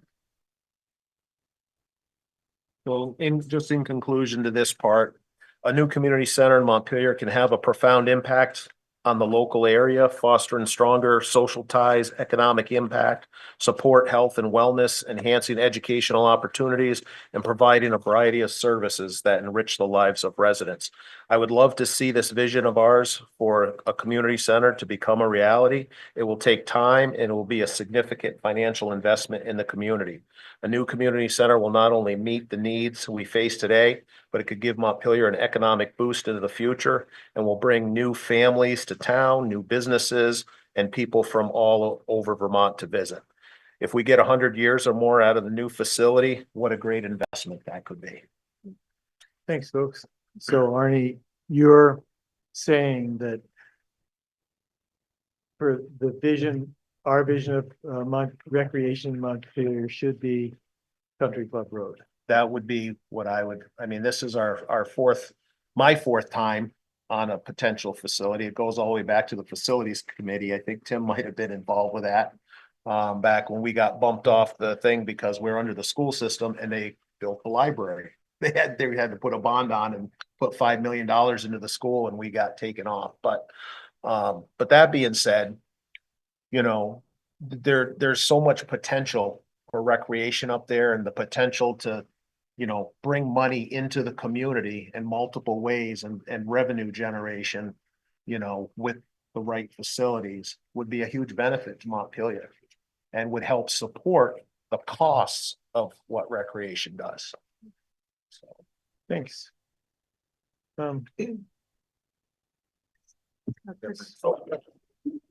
Slide out. Thanks. Okay, these remarks are timed at 6.5 minutes. And then Heather is going to take Under 4. under 4. Okay, just so you know what you're in for. Right. A couple months ago, you remember always start with your name. My name is Chris Hancock. I serve on the recreation board and am taking an interest in the state and future of our town as well. A couple months ago, you heard me talk about how valuable the Elks building and all the land around it are for Montpelier's future and its recreational future. I hope it's clear from Arnie and Heidi's talk that the recreational needs of the community are much broader than what is addressed in the building that the hub will build. So I'm not going to talk about that. I want to make a few comments though about the specific scenario of selling the Elks building to the hub and by extension also even leasing land to the hub, I guess. That's a newer topic. Maybe we'll come back to it. But I want to talk about risk, efficiency, and management, and then a possible alternative view. Actually, first though, I want to note that in recent weeks, I've met separately with several leaders of the hub. And I would love to see the civic spirit, imagination, and resourcefulness that they clearly have mobilized behind a municipal community recreation facility that meets the full and actual recreational needs of our town. And in turn, makes a critical difference in the feasibility of housing development on that site.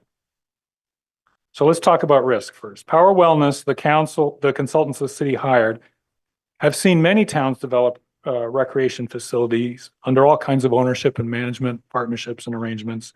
Their strongly worded advice to us is that in any arrangement with a business, whether a lease, a sale, a shared site, the city would need to protect itself very carefully against that partner's business risks. Bear in mind that the hub is not National Life.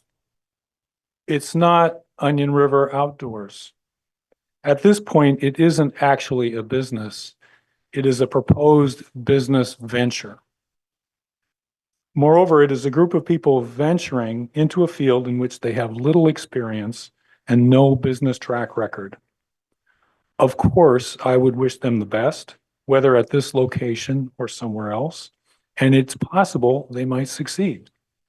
But should the city be gambling a building that is precious to our future on their long-term success?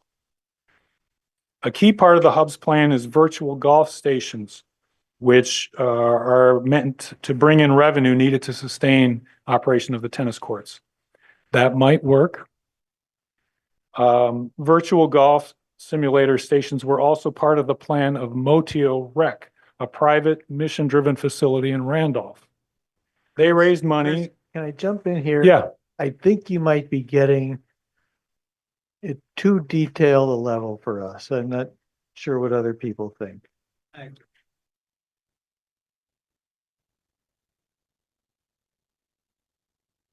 I don't really see how that could be. I mean, we're talking about risk. I'd be glad to hear missing hub group, and it's not productive for where we are tonight. It's been a rough meeting and we need to get through this, Uh-huh. okay? All right. So we're talking big picture.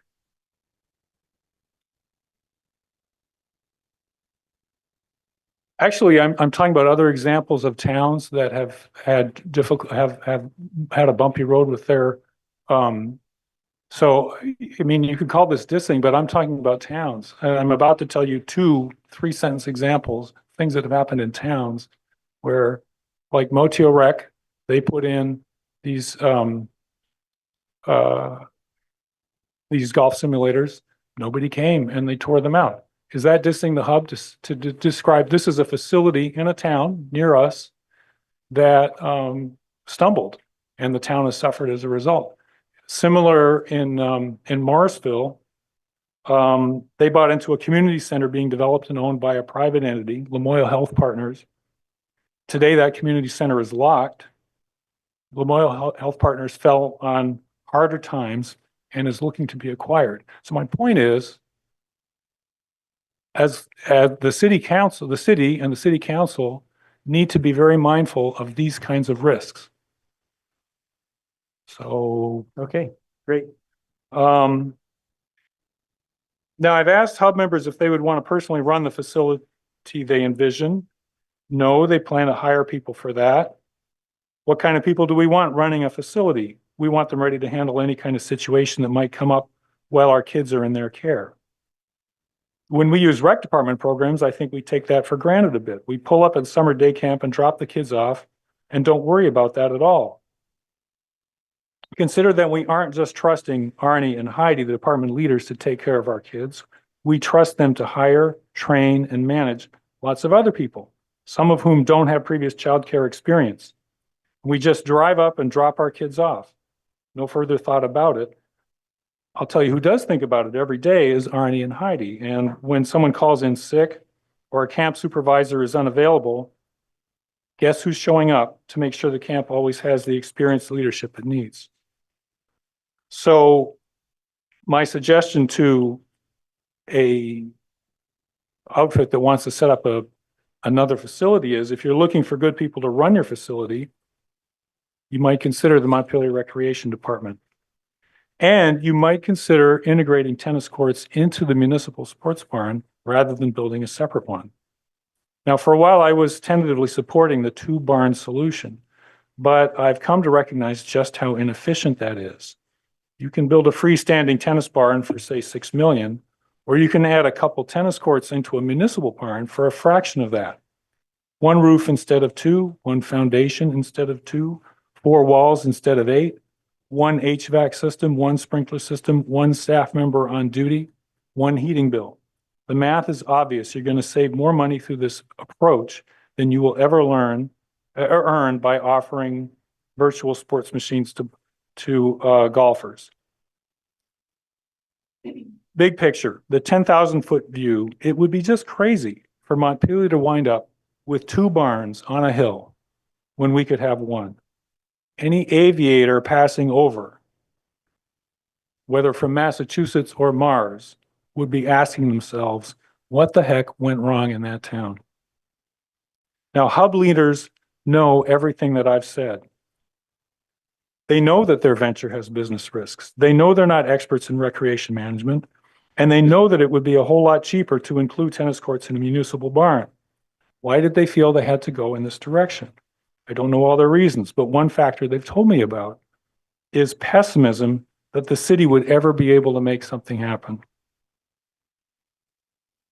Can our leaders and our population find, yeah. I see the representative from the hub shaking his head. So rather than representing what another party might have to say, you can ask them, but I think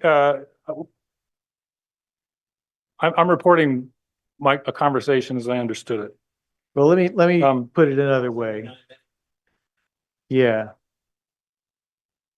Do you have 1 or 2 sentence wrap up? I think I'll save it. It sounds like you guys aren't really into it, so I'll save it. It has. Oh, I'm so sorry. My name is Heather Bailey, and I am the chair of the Montpelier Recreation Advisory Board. I'd like to thank the City Council for hearing the Rec Board this evening on such an important issue. The Recreation Advisory Board provides review and consultation for recreation department leaders on management, policy, and other issues in their work. Monthly Rec Board meetings are also a venue where citizens and groups, from softball to tennis to skateboarding, engage with the Recreation Department. Through these conversations, through volunteer work for Recreation Department events, and through our own participation in many of city's recreation offerings, we have a good understanding of what the department does and what the community needs. We recognize the need to contribute collectively as the Rec Board to the public discussion of recreation facilities. Tonight, I can summarize in a few bullet points a sense of the Recreation Advisory Board in relation to the country club property. Number one, recreation is a municipal responsibility. Many private groups and businesses enrich Montpelier's recreation ecosystem, but the city must not abdicate its core responsibility. Number two, our current indoor facility on Berry Street is inadequate. It provides a fraction of the space that our citizens could be using on most a daily basis. Citizens and department staff are bumping up against its limits. It continues to deteriorate and is not a viable option for the future. Number three, to meet the real needs of our community, a new, larger facility is needed. For this purpose, the Country Club Road site is uniquely viable. It affords the opportunity for more recreational function at less cost than any other site. Number four, as we delay, childhoods are passing. Kids and families are losing out on opportunities for recreation. The impact on quality of life in our town and on a generation's attachment to the place where they are growing up is real and ongoing. Number five, the Recreation Advisory Board urges the City Council to preserve the possibility for a municipal recreation and not sell this prime portion of the property to the hub. Thanks, Heather. I have one more. Oh. Number six, a new municipal facility is an investment in the future of Montpelier. We urge the City Council and city leaders to work with us this year, 2025, to develop actionable plans for a new indoor community center as an integral part of a revitalization, sorry, I'm getting my mouth getting dry, revitalization plan for Montpelier. Thank you. Thanks, Heather. Any questions from members of the council? I want to call on Nat because Nat, you've been here for a long time. You want to come up? You don't have to. We had some communication with you from you that indicated general support for the proposals laid out by the city manager. Am I getting that right? Yeah. Okay. I would like to say a few words. Yeah. I could be relatively. Great. Wait till the microphone clears so you can be heard loud and or far and wide.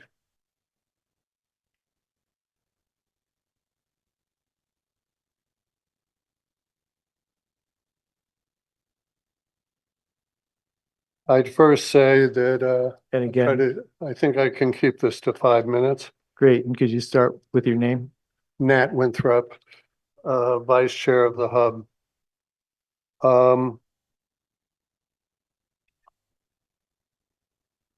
we have always emphasized a collaborative, complementary relationship with the city rec department. We've always been clear about that. We've been at this, as you know, for going on 3.5 years. Just to remind you of a couple things. We were the ones that notified the city of the availability of this parcel.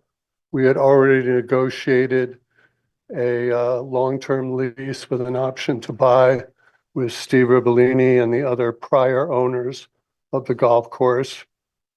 The city broached the public-private or public nonprofit partnership back before they floated the bond. National Life of Vermont gave us a 3-year grant, $25,000 a year.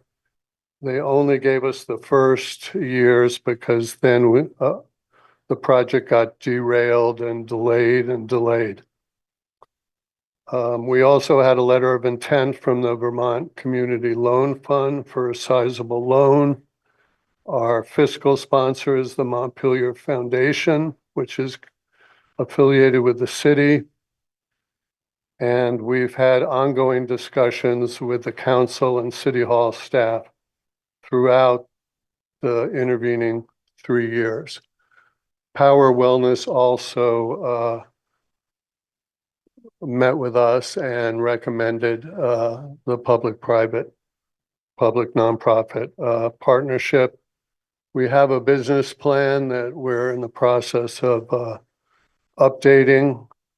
And I guess given the situation with Bill's stepping down in 3 months or so, 4 months, I would urge moving with all deliberate speed, his staff, including Kelly Murphy, Arnie McMullen, Josh Jerome, Mike Miller, and others are all very familiar with our plans and our history. And our board is full of people with substantial business experience. Of course, there's always risk with this kind of thing, but we're confident that we can make a go of it, whether or not the city ends up building a new rec building up there. We would welcome a new rec building up there. But obviously, Bill has himself said that that's not likely to happen in the next 5 to 10 years for reasons I think you're all familiar with. Okay, that's my 5 minutes. Thank you, Nat. I really appreciate that. All right, so folks, what we have here, and we get into these situations where sometimes we feel we hear a lot and then the time to discuss is pretty limited. But the big picture, so I'll ask people where you want to go. The big picture proposal from the city manager is a pretty straightforward 3-step recommendation. 1, decide we're not going to sell the property at the present time. 2, formally endorse the Country Club Road site as the future of recreation in Montpelier. And 3, seek long-term lease proposals for some kind of private public partnership to that would be complementary to our future potential uses. And do people feel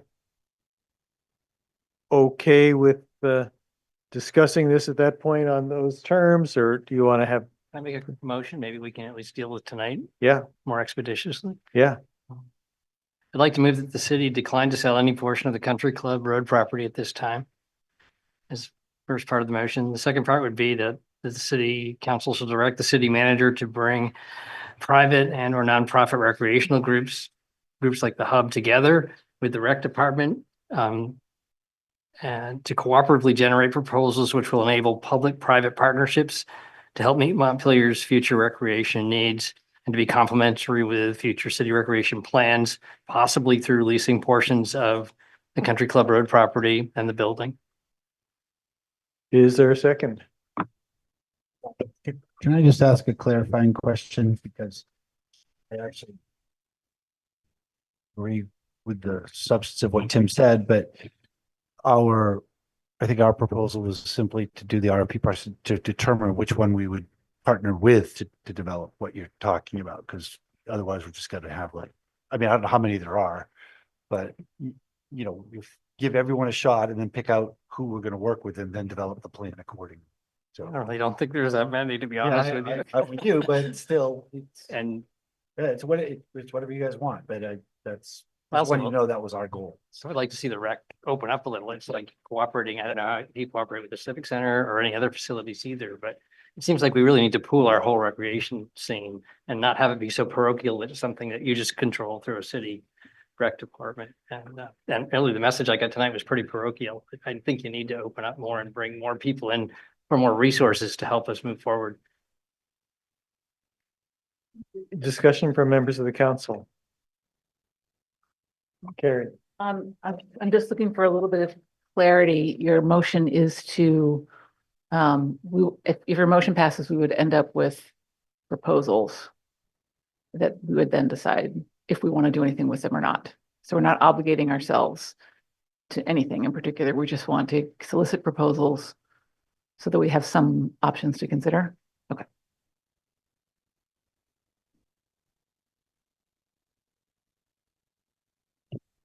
Lauren, did you have your hand up? So,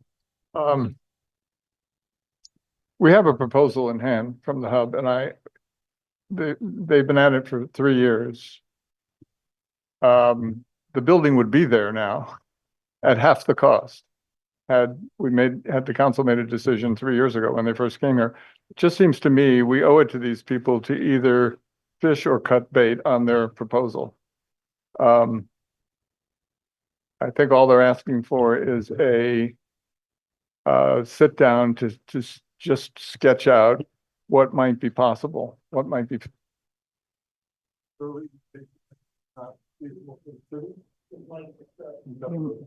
Mic is off. I think you might have just turned it Can I off. turn it off?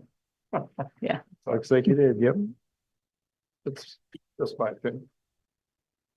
And do you think that what you said is inconsistent with what Tim just said? No, I think it's inconsistent with what Bill just said. Just, soliciting general proposals. I mean, we have one. Why not look at it and decide one way or the other on it? In the absence of others, I understand there's, Right.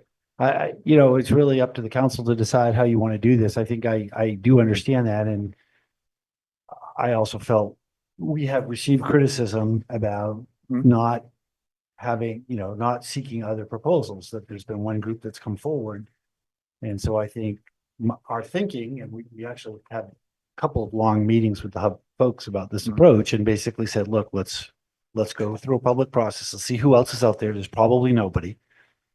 We'll get a proposal from them, and then that would basically, then we would designate you as our partner and then work this up. And then it would eliminate the feedback that nobody else had a chance.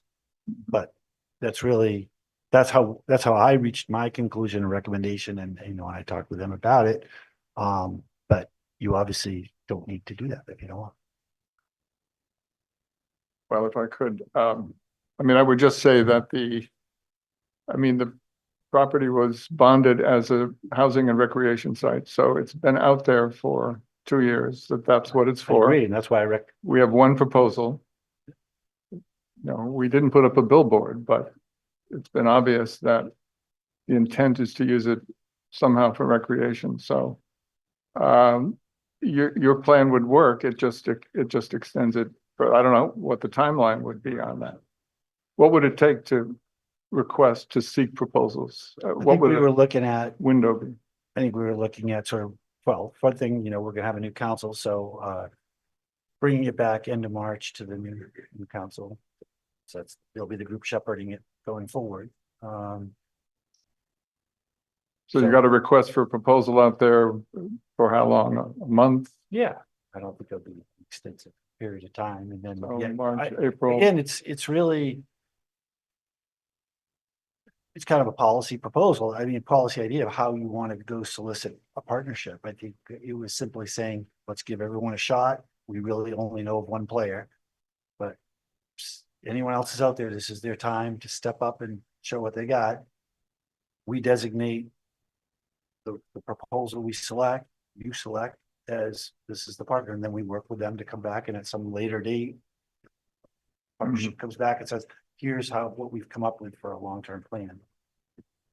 Well, it would work. It just, yeah, it it just adds a little time. further delays it at It least adds a couple little of time, months. and and so I think is that process element of opening it up worth the extra time, and that's a policy call for you folks. Tim, do you have any other thoughts on that? Anything else? Any comments from members of the public? Yeah, I think just to put this in a bigger perspective, this has been a poorly managed planning process for that entire property. We've got a vague concept plan. Well, we got a concept plan from White and Burke, 3 of them, in fact, for that property. And what this is doing, it's unwisely pitting recreation against housing with who can get there first and make a carve out. Until all of our planning and all the recommended next steps from the White and Burke report were shelved after the July of 23 flood. And we have not picked them up. I keep telling you, we've got to get started on those things, and they have not been picked up. So there are alternate sites that have not been explored for recreational needs within walking distance of the town. You know, we're getting worried about our commitment to net zero, and we're going to put hundreds of trips a day out in vehicles out to Country Club Road, despite the fact that we've got a fundamental prohibiting factor in that intersection. We are not going to be allowed to put both housing and hundreds of trips for recreators up through that intersection into Route 2. And we have no budget or plan for another road in there. So this is just really folly to be, oh, let's do this and let's do this, but we haven't done the due diligence of what's the carrying capacity of the intersection, what's the carrying capacity of housing, and what's the carrying capacity of recreation, and how are that recreation and housing going to fit together. So I believe you need to get restarted, focused on the complete planning. If we're trying to get a growth center or a new town center in order to get qualified for TIF, you could make all the plans in the world, but if the water and sewer don't get paid for to get up there, you're not going to have housing or a rec center. So I just think somebody's not connecting the dots here. And it's the fundamental constraint is the Route 2 intersection. The detailed site plan is needed to get the growth center, to get a new town center, to get the TIF. And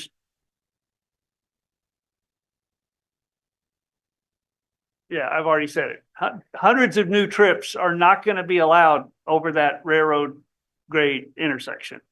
And so I just wanted you to have a picture that's bigger than what you're hearing, because we're kind of flailing in this direction and flailing in that direction, and nobody's completing the necessary planning.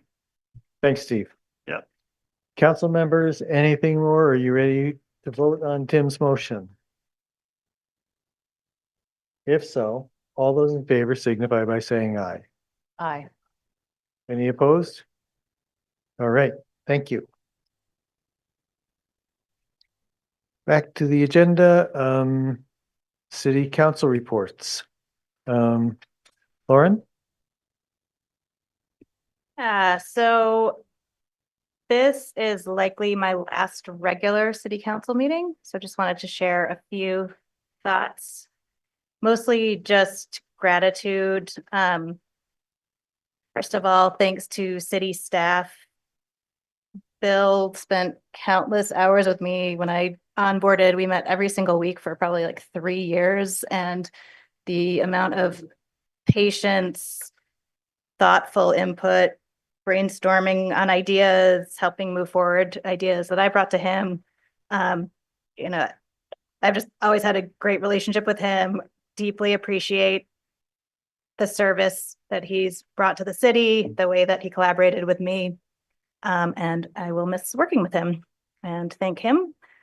City staff, even through really hard issues and processes like the police review committee and PFAS at the wastewater treatment facility and homelessness and, on and on, every single time without fail, working with the departments.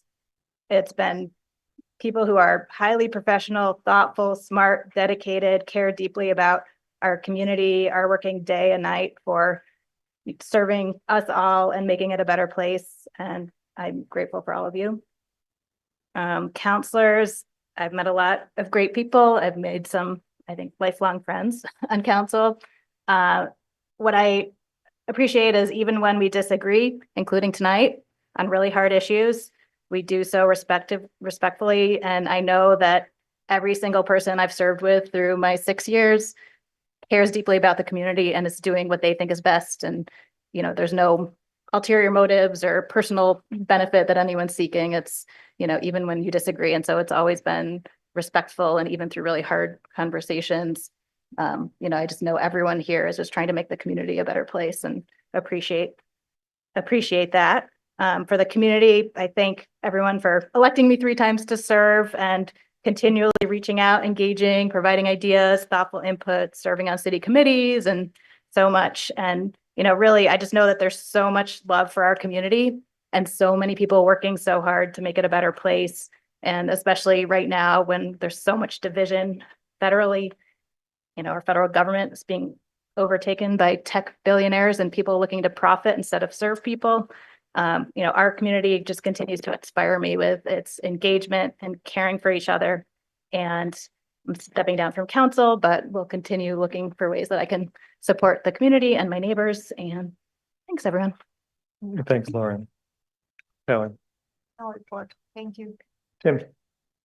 I think quickly, just to thank everyone for their patience as we work through our process tonight and also through the budget. I think as I get close to signing off on city council too, it's been a challenging experience, and the structure that we work under, it's not normal. And in a way, the only time that we talk as a group, not in a way, the only time we talk as a group when we're all together at these meetings. And I think people assume that we have all these other conversations going on, and when we get here, we've had more chance to be prepared and to work things out. And that's not the case.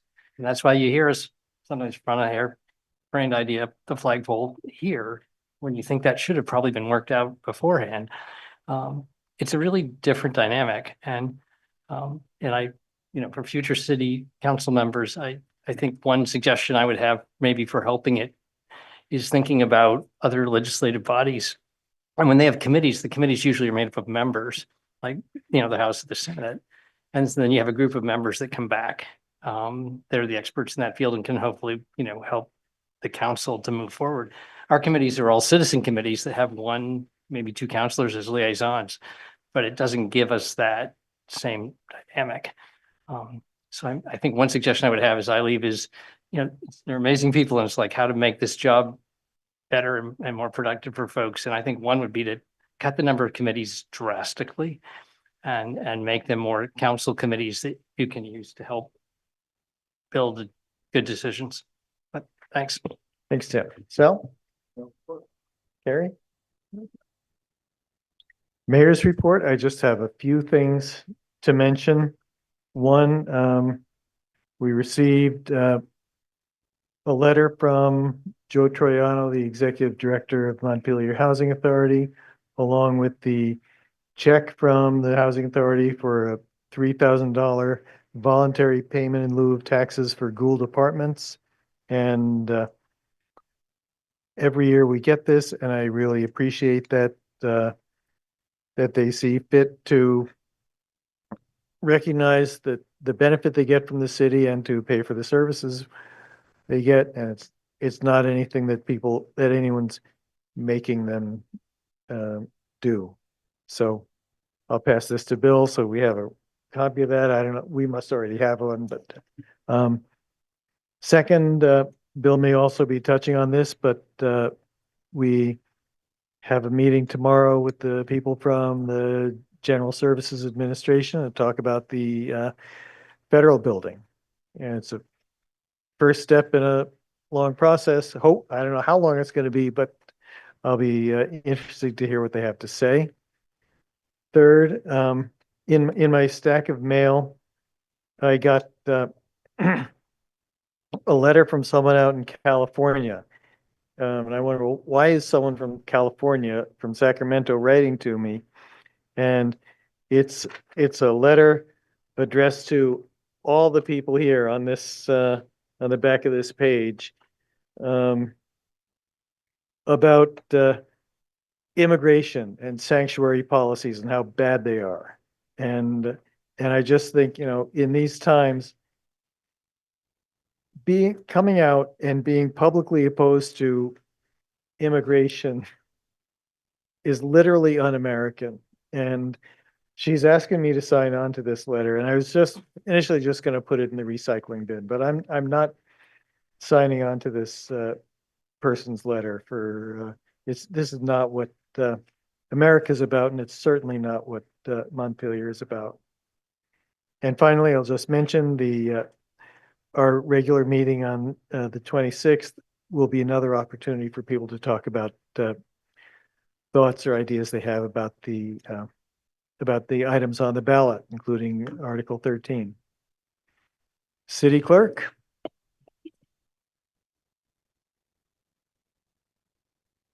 Yeah, hey. I just want to take a moment of personal privilege regarding Bill. I'm going to have a lot more to say about this in the future, a little more thorough, but I just say anyway, there'll be more, so consider yourself warned here. But right now, I just want to say it's been a pleasure to work with Bill, who has had to abide what seems like a nonstop barrage of slings and arrows from some corners in town, both off and on the council over many years. Now, what I want to say with the caveat that I'm not a typical city staff person, as I'm not part of the hierarchy or otherwise accountable to anyone but the voters, who are the best bosses anyone could hope for. But I work closely with city staff, and I want to take some liberties that hopefully don't irk any of my coworkers. This is going to be an open wound for staff, so I feel like somebody should say something. So just one quick thing. Make something clear. I've never seen a boss more beloved, and the loyalty between a supervisor and the people who work for him so high. And I worked for years in politics, which can get a little culty, so that says a lot. And that's my message, but fair or not, I'm going to add that the feeling among many in the staff is that this loyalty has been questioned as being overstated, or worse, characterized as somehow not legitimate or manufactured. Or all I will say is that anyone who may feel that they can be in staff's head like that is being both presumptuous and infantilizing at best. Everyone in that building, all love Bill, all on their own accord, and will continue to. And I know there are going to be a lot of tears in that building tomorrow, and I'm not exaggerating. So it's been a difficult process for a lot of people, no more than Bill. Obviously, I don't want to make this about staff, but I did want to maybe stick my neck out a bit and send that message, and maybe see if any number of people might get mad at me tomorrow about doing it. And again, I'll have more to say at a later date. Thanks, John. Jim, I see your hand raised. The period for public comment was at the beginning of the meeting, so I'm not going to be calling on you now, but there's always another opportunity. City manager's report. You mentioned the meeting with the GSA tomorrow. We also have another meeting with BGS on Tuesday. I think that's all I have for now. Okay, thanks, folks. We are adjourned at 10:37.